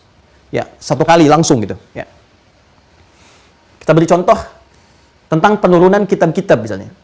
Nabi Musa, Nabi Isa alaihissalam, Nabi Musa dapat Taurat, Nabi Isa dapat Injil, yang alaihissalam jami'an. Semoga Allah berikan rahmat, keselamatan, kebaikan pada keduanya. Ya, dan juga umat-umat yang taat kepada bimbingan keduanya untuk menuju Allah Subhanahu wa taala. Perhatikan baik-baik. Itu penurunan kitabnya menggunakan redaksi anzala. Ketika diturunkan pada nabinya, pada rasulnya. Ketika diturunkan pada nabinya, pada rasulnya. Dan yang dibahas cuma turun kepada nabi dan rasulnya. Ya. Yuk kita turunkan, kita ambil misalnya Quran surah ketiga Al Imran ayat 3. Lihat perbandingan ketika Allah menerangkan turunnya Al-Quran kepada nabinya, kepada Nabi Muhammad, ya nabi pembawanya, gitu kan, yang menerangkannya. Al-Quran diturunkan pada Nabi Muhammad, ketika turun pada Nabi Muhammad, dengan Taurat, Injil ketika turun atau diturunkan oleh Allah kepada Nabi Musa Taurat, ya, kemudian kepada Nabi Isa Injil. Perhatikan redaksi yang digunakan. Ya. Nazzala 'alaikal kitaba bil haqq. Nazzala 'alaikal kitaba bil haqq. Quran surah ketiga Al Imran ayat ketiga. Nazzala 'alaikal kitaba bil haqq. Untuk menunjuk pada Al-Quran menggunakan kata nazzala.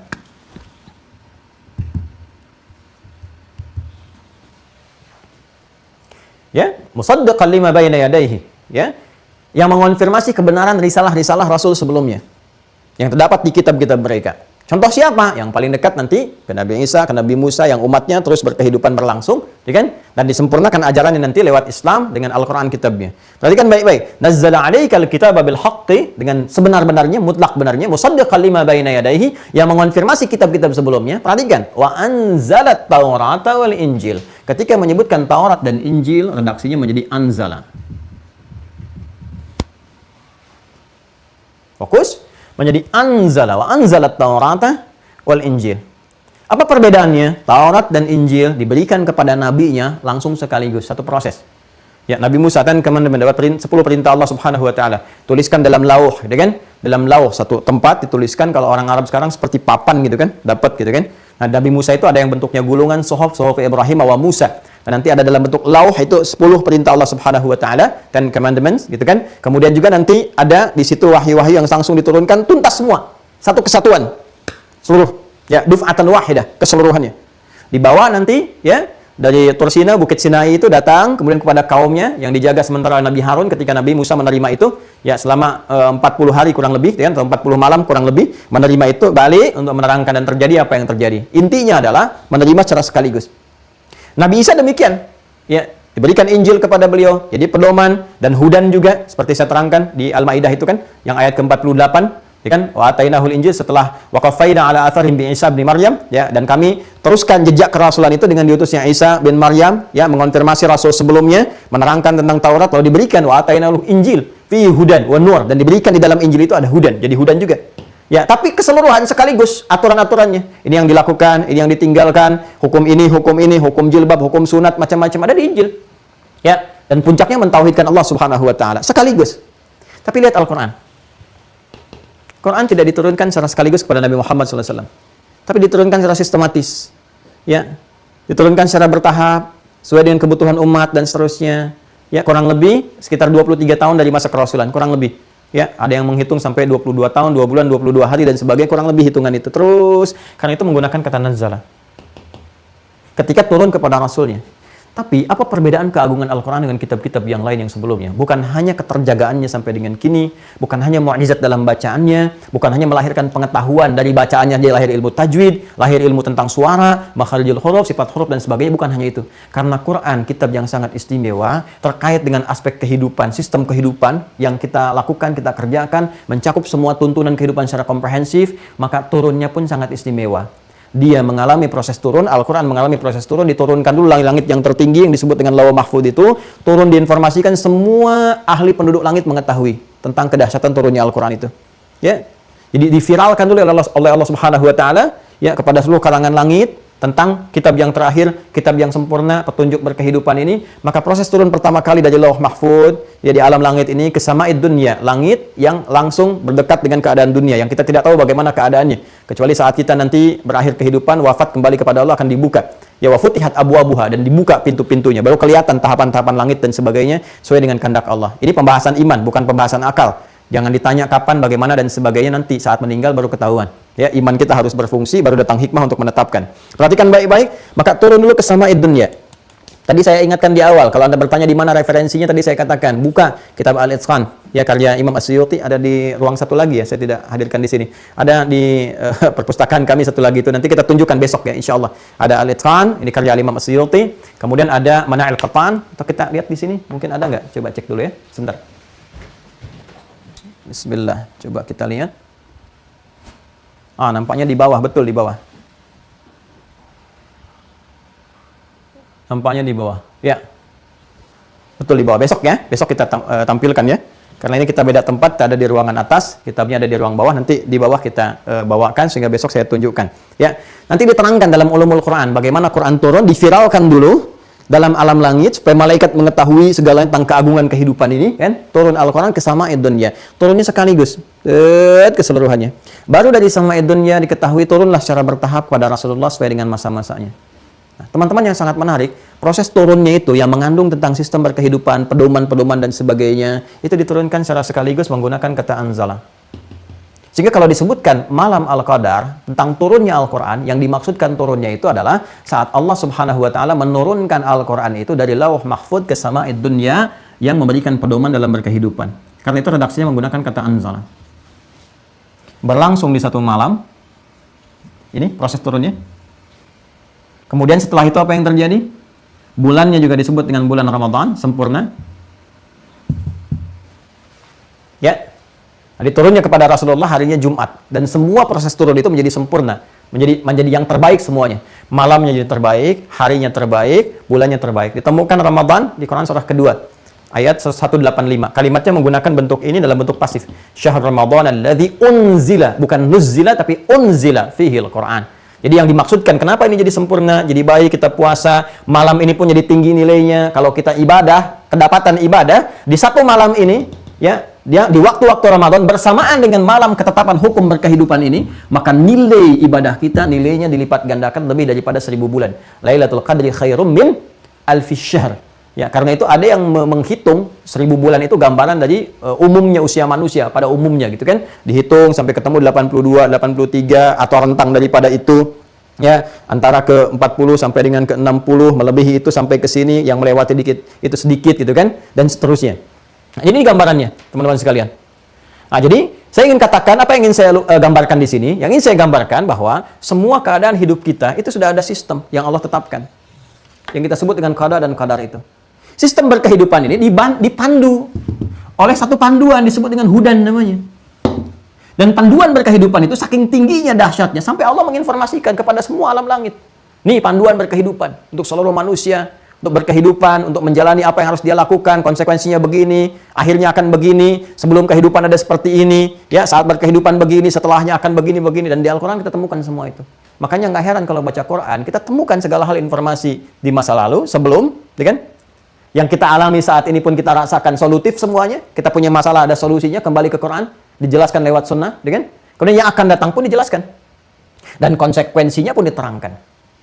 Nah, apa yang terkait dengan perjalanan kehidupan seorang hamba ketika mengalami sistem kehidupan ini? Keterkaitannya adalah apa yang ia alami. Saya tuliskan manusia ke alam kita saja yang bertugas di ardun, di bumi, kita sebut bumi saja dengan sifatnya dunia, sebagai khalifah, maka dia tidak akan terlepas dari semua sistem kehidupan yang telah Allah tetapkan dan petunjuk yang telah Allah berikan. Contoh apa di antara sistem kehidupan itu? Ya, dia akan dipandu untuk bergerak mengalami kejadian-kejadian, perbuatan, sifat, sikap, dan sebagainya. Respon terhadap berbagai hal. Ya, Allah membuat sebuah sistem umum di universal ini. Ya, kalau kamu lakukan ini, terjadi seperti ini. Kalau kamu ini begini. Ya, lalu dibuat kemudian sistem yang khusus untuk orang-orang yang beriman. Kalau orang beriman mengerjakan sholat, pahalanya sekian, ini begini. Ya, kalau sholatnya ria akan seperti ini. Kalau dia berzakat akan begini dan sebagainya. Semua dibuat dan itu untuk maslahat, kembali kepada maslahat setiap hamba. Ya, artinya apa? Manusia dalam berkehidupan, dia tidak akan pernah terlepas dari semua sistem kehidupan yang telah Allah tetapkan. Ya kan? Disebut dengan qadarnya. Ya, kemudian yang paling menarik adalah, dan dia pun tidak akan terlepas dari semua petunjuk yang telah Allah berikan. Artinya terikat dengan petunjuk ini. Kita tinggal pilih yang mana. Dan mau nggak dipakai petunjuk itu dalam berkehidupan. Semua ini kemudian ditetapkan oleh Allah Subhanahu wa Ta'ala, dan dengan keadilan Allahnya, dengan sifat al-adlunya. Al-adlu, al-adl. Diberikanlah oleh Allah Subhanahu wa Ta'ala dengan keadilannya, ya, kebebasan manusia untuk berikhtiar. Kita kenal dengan ikhtiar dari kata ikhtara, yakhtaru ikhtiaran.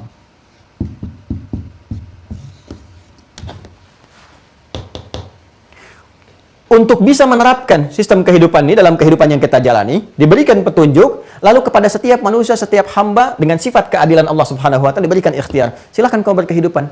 Pilih, Allah berikan perangkat kepada dirimu. Diberikan perangkat takwa, diberikan perangkat akal, dan sebagainya. Dan ikhtiar yang Allah berikan ini tidak terlepas dari keadaan yang berlangsung sebelum Adam ditugaskan ke muka bumi. Masih ingat kisahnya? Bukankah saat Adam diberikan misi untuk mengemban risalah sebagai khalifah itu? Ya, ada iblis yang cemburu. Ya kan? Lalu iblis kemudian bersumpah untuk menunjukkan kesombongannya. Dia ingin membuktikan kehebatannya, ya, yang dia katakan hebat dengan penuh kesombongan. Dengan cara apa? Menggoda manusia.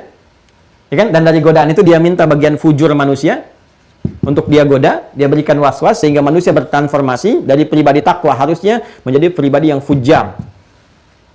Sampai sini masih ingat kisahnya? Ya kan? Lalu dari sini pun Allah harus adil. Ketika Allah memperkenankan, silahkan buktikan kesombonganmu dan aku akan buktikan kuasaku. Bahwa kamu itu bukan hebat, kamu itu sombong. Dan akhirnya akan di sini, di neraka jahanam yang kemarin kita bahas, akhir tragis iblis itu. Ya, maka Allah pun membuat sebuah hukum yang jelas. Digoda, diperkenankan, tapi tidak boleh memaksa sifatnya. Karena memaksa itu artinya punya kekuatan baru, kan? Maka dengan kuasanya, hanya dia bisa, kekuatannya untuk menggoda saja. Menggoda, dia mencoba memprovokasi sifat fujur dari manusia. Saat yang bersamaan, di sini ada sifat takwa, disupportkan oleh malaikat, tapi saat yang bersamaan pula Allah turunkan kemudian kitab sebagai pedoman dalam berkehidupan. Tugas iblis ingin mengacaukan sistem kehidupan yang seharusnya berjalan dengan sifat takwa, menunaikan misi risalah sebagai khalifah dengan benar. Dia ingin belokkan sehingga merusak sistem kehidupan ini dengan cara fujurnya. Ya, apa yang dimaksud sistem kehidupan yang dirusak ini bukan sistemnya rusak, bukan. Kalau sistem sudah dibuat oleh Allah. Tapi yang dimaksudkan tadi konsekuensi. Kalau kamu mengerjakan yang baik begini nih, ya, sesuai dengan tugas khalifah menggunakan sifat takwa, maka akhirnya akan begini, surga ujungnya. Tapi kalau kamu bergeser dari tugas ini, khalifah, artinya rusak tugas, ya kan? Ya, harusnya ke sini kamu bergeser, ya kan? Maka konsekuensinya ini sampai ke neraka. Ini dijelaskan. Yang membawa ini namanya iblis. Ini dia ingin buktikan kesombongan. Mudah bagi Allah untuk menetapkan, dah semua berjalan begini. Tapi sifat keadilan Allah akan dipertanyakan. Iblis akan menuntut, ya Allah, mana sifat adilmu? Ya kan? Aku kan ingin buktikan dan sebagainya. Maka Allah katakan silakan. Ya. Tapi pun aku buat sistem.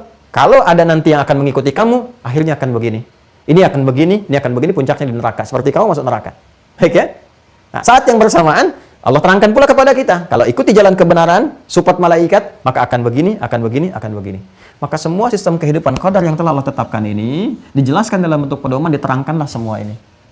Sehingga dalam kehidupan kita mengenal ada baik, ada buruk. Ya kan? Ada jalan yang baik, ada jalan yang buruk. Kalau salah ada tobat dan sebagainya. Inilah sistem kehidupan yang kita alami. Dan di atas semua itu, Allah mengetahui segala yang terjadi, menimpa, yang kita alami, dan telah atau akan kita lakukan. Karena kenapa? Balik lagi ke awal. Karena Allah punya sifat alim, jadi maha mengetahui apapun yang sebelum kita kerjakan, sedang kita kerjakan, akan kita kerjakan. Awas, bagian yang ini yang tidak mudah untuk memahaminya. Harus butuh konsentrasi yang sangat tinggi, karena akan terkait dengan penyimpulan-penyimpulan dalam pemahaman. Karena itu, saya akan cukupkan dulu pada yang ini, terkait dengan detail bagaimana aktivitas kita yang diketahui oleh Allah, memberikan petunjuk dan sebagainya, pengetahuan Allah akan apa yang terjadi dengan sebelum yang telah kita lakukan, kita akan bahas esok hari untuk menyempurnakannya. Oke? Saat ini kita cukupkan sampai di sini dulu, ya, dengan mengenal satu kesimpulan. Saya simpulkan dulu supaya tidak salah dalam memahami, ya, supaya tidak keliru dalam pemahaman. Pelan-pelan. Pertama, Allah Subhanahu wa taala menciptakan segala hal yang Dia ciptakan dengan penuh hikmah dan maslahat bagi setiap yang tercipta. Terkait dengan kehidupan kita pun sebagai manusia yang membawa tugas sebagai khalifah di muka bumi ini, menghadirkan kemakmuran, ketentraman, manfaat, kebahagiaan, kebaikan, maka bersamaan dengan fitrah penciptaan itu Allah pun melekatkan, ya, sifat-sifat penciptaannya sebagai fitrah sang pencipta dengan membuat sebuah sistem kehidupan yang sangat teruji, terukur, sistematis, sempurna, penuh hikmah, dan juga ini yang paling penting, mengandung maslahat untuk setiap manusia dan makhluk-makhluknya. Itu yang disebut dengan qadar. Inna khalaqna kulla syai'in biqadar. Ya, kemudian Allah qadir, mampu mengatur semuanya itu, bahkan maha atas segalanya. Allahu ala kulli syai'in qadir. Lalu sistem itu ditetapkan oleh Allah Subhanahu wa taala dengan sistematis, maka disebut dengan qaddara, dan keadaannya disebut dengan takdir. Ya, sistematis, terukur, presisi yang sangat sempurna dan seterusnya. Ya, ketika itu berlangsung ditetapkan, maka disebut dengan qadar namanya. Ya, ditetapkan bersama turunnya petunjuk, pedoman, supaya sistem kehidupan itu dijalani dengan sempurna. Maka diturunkanlah pedoman bersamaan dengan sistem itu dibuat dan ditetapkan secara sempurna. Maka Allah berfirman, "Walladzi qaddara fahada." Dan Allah lah yang menetapkan semua sistem berkehidupan dan diberi petunjuk bagaimana menjalani semua sistem kehidupan itu. Ketika ditetapkan ini dengan sempurna dan diturunkan kitab, maka Allah Subhanahu wa taala menurunkan firman-Nya di surah Al-Qadar, surah 97, menerangkan betapa pentingnya kitab pedoman ini yang sekarang kita dapati lewat Al-Qur'an, karena terkait dengan penjelasan seputar bagaimana cara menjalani berkehidupan di sistem kehidupan ini. Dalam sistem kehidupan ini, Allah Subhanahu wa taala menerangkan tugas kita sebagai khalifah, sekaligus juga menjelaskan tata kelola dalam berkehidupan. Ada resiko-resiko yang terkait dengan tindakan-tindakan kita yang menjalani fungsi sebagai khalifah di muka bumi. Apa tindakan dimaksud? Setidaknya terbagi pada dua bagian. Ada yang benar, saleh, baik. Ada yang salah, tidak baik. Yang baik ini Allah sarankan, ya, untuk diikuti. Ada petunjuk-petunjuk. Ini ikuti. Ini fungsi khalifah yang sebenarnya. Ikuti, bangun, baik, saleh. Lalu Allah kemudian tugaskan malaikat untuk mensupport ini, memberikan bekal jiwa takwa untuk memaksimalkan ini. Lalu diterangkan konsekuensinya. Kalau mata soleh begini, telinga soleh begini, lisan soleh begini, ini yang harus dikatakan, ini yang harus ditatap, ini harus dilakukan, sampai puncaknya mendapatkan kebaikan disebut dengan hasanah. Ada pahala dari hasanah disebut dengan ajrun. Ada timbangan hisab, ada surga yang menanti penuh dengan kenikmatan disebut dengan jannatun na'im. Kalau menyimpang dari sini, ya, menempuh jalan yang salah, salah itu adalah ini proposal pengajuan dari setan yang ingin menggoda manusia dengan memanfaatkan sifat fujurnya. Ya, dan dia ingin membuktikan kesombongannya, dan dengan keadilan Allah Subhanahu wa taala, Allah harus bersikap adil untuk menunjukkan kekuatannya, keagungannya, kekuasaannya. Ya, maka diperkenankan setan, iblis untuk menjalankan fungsinya, tapi saat yang bersamaan juga Allah membuktikan kuasanya bahwa hanya Adam dan keturunannya yang sanggup menjadi khalifah, bukan kalangan jin dari kalangan iblis dan turunannya, bukan pula malaikat. Ya, maka penugasan fungsi ini pun sekaligus diberikan dengan sifat keadilan Allah, langkah preventif. Diterangkan oleh Allah, nih, kalau Allah mau tidak perlu diterangkan, tapi karena Allah adil diterangkan kepada manusia. Ini loh, ada iblis yang fungsinya menggoda sifat fujur.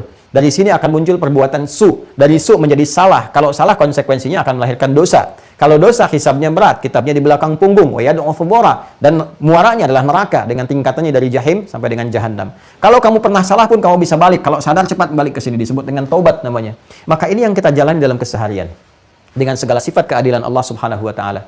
Karena itu tidak akan ada pertanyaan lagi. Kenapa Allah menciptakan setan? Kan? Untuk menggoda kita. Padahal manusia bisa baik untuk selamanya. Belum tentu. Karena dalam dirinya juga ada sifat fujur. Kan? Nah, dan yang lebih penting jawabannya adalah apa itu? untuk membuktikan keadilan Allah Subhanahu wa taala, supaya Allah bersikap adil pada semua makhluk.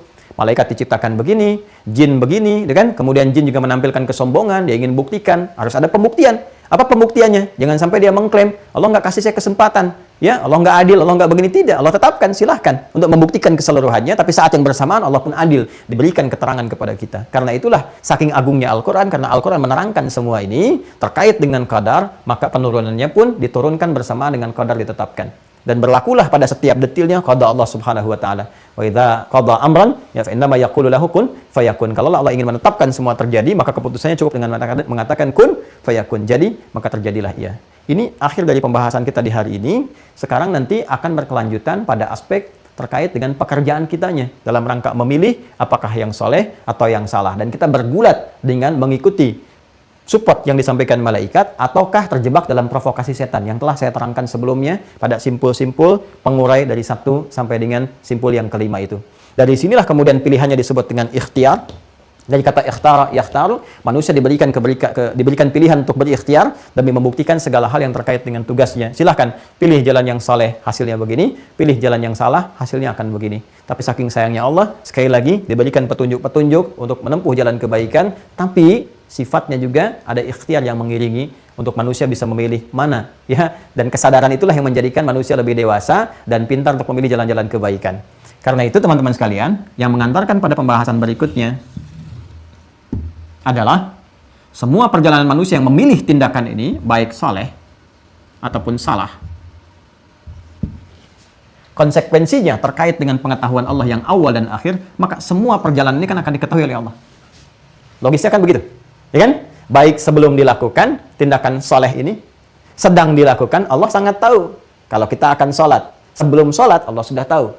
Sedang sholat Allah sudah tahu. Mau ngapain setelah sholat pun Allah sudah tahu. Kenapa? Karena melekat dengan fungsi sifat alimnya. Ya, Allah mengetahui dari segala yang sebelum, sedang, ataupun akan berlangsung. Nah, sifat pengetahuan Allah tentang ini terkait dengan aktivitas pilihan kita, apa hubungannya dengan pembahasan qada dan qadar? Apa hubungannya dengan pilihan-pilihan kita dalam berinisiatif, mengerjakan sesuatu, bertindak, dan sebagainya? Dengan pengetahuan Allah yang telah ditetapkan itu. Nah, ini nanti yang akan terkait berkelindan dengan menyikapi segala yang kita alami. Kalau ada perasaan suka, begini menyikapinya. Kalau dapat promosi jabatan, begini menyikapinya. Kalau dapat harta bertambah, begini menyikapinya. Kalau ada musibah pun dalam pengertian duka, begini cara menyikapinya. Maka semua ini akan menjadi penting saat kita mengalami peristiwanya, dan ini akan menjadi pedoman berkehidupan yang melahirkan ketenangan serta kesenangan kalau pembahasannya sempurna. Kapan disempurnakan? Besok insya Allah. Ya, mohon maaf ya, hari ini agak rumit kita kalau kita urutkan semua itu, tuh lihat sampai coret-coretnya juga begitu. Ya, tapi kalau Anda nanti lihat pelan-pelan, terukur, insya Allah akan diberikan hikmah. Ya, dibimbing kita untuk memahami dengan baik sehingga kita mengerti. Dan gak ada pertanyaan-pertanyaan, apalagi mohon maaf sekali lagi, apalagi kemudian pengarahan untuk menyalahkan kepada Tuhan. Ya Allah, kenapa engkau begini? Kenapa engkau ciptakan aku? Ya, kamu kemarin enak, sekarang nyalahin kan, sebagainya. Nah, ini yang menjadikan manusia sering mengeluh, berkeluh kesah dan sebagainya, berkeluh kesah dan seterusnya. Ya, karena itu besok insya Allah kita akan sempurnakan ya pembahasannya, dan mudah-mudahan hari ini kita diberikan kekuatan untuk memahami dengan baik dan mengerti bahwa Al-Quran begitu penting ini.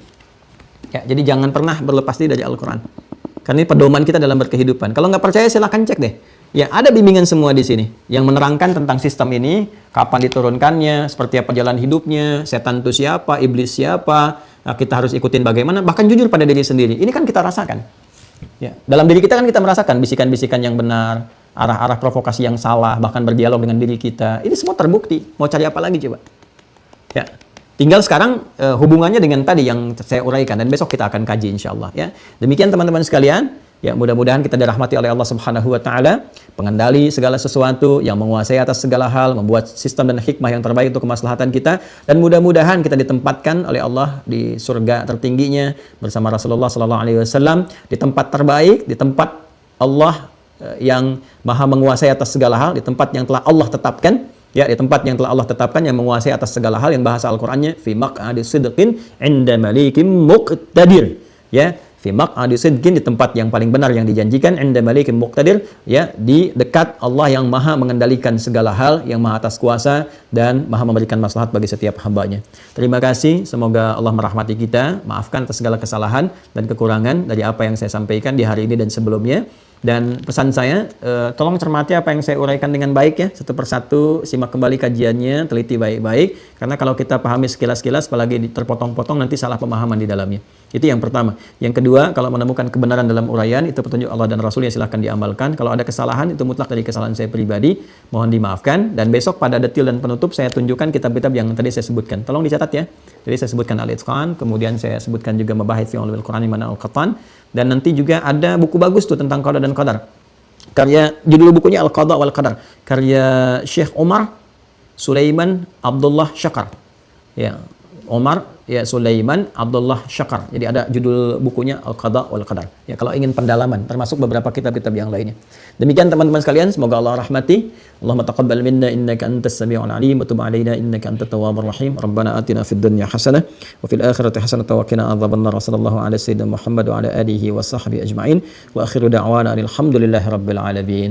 Subhanakallahumma bihamdika asyhadu an la ilaha illa anta astaghfiruka wa atubu ilaik. Assalamualaikum warahmatullahi wabarakatuh.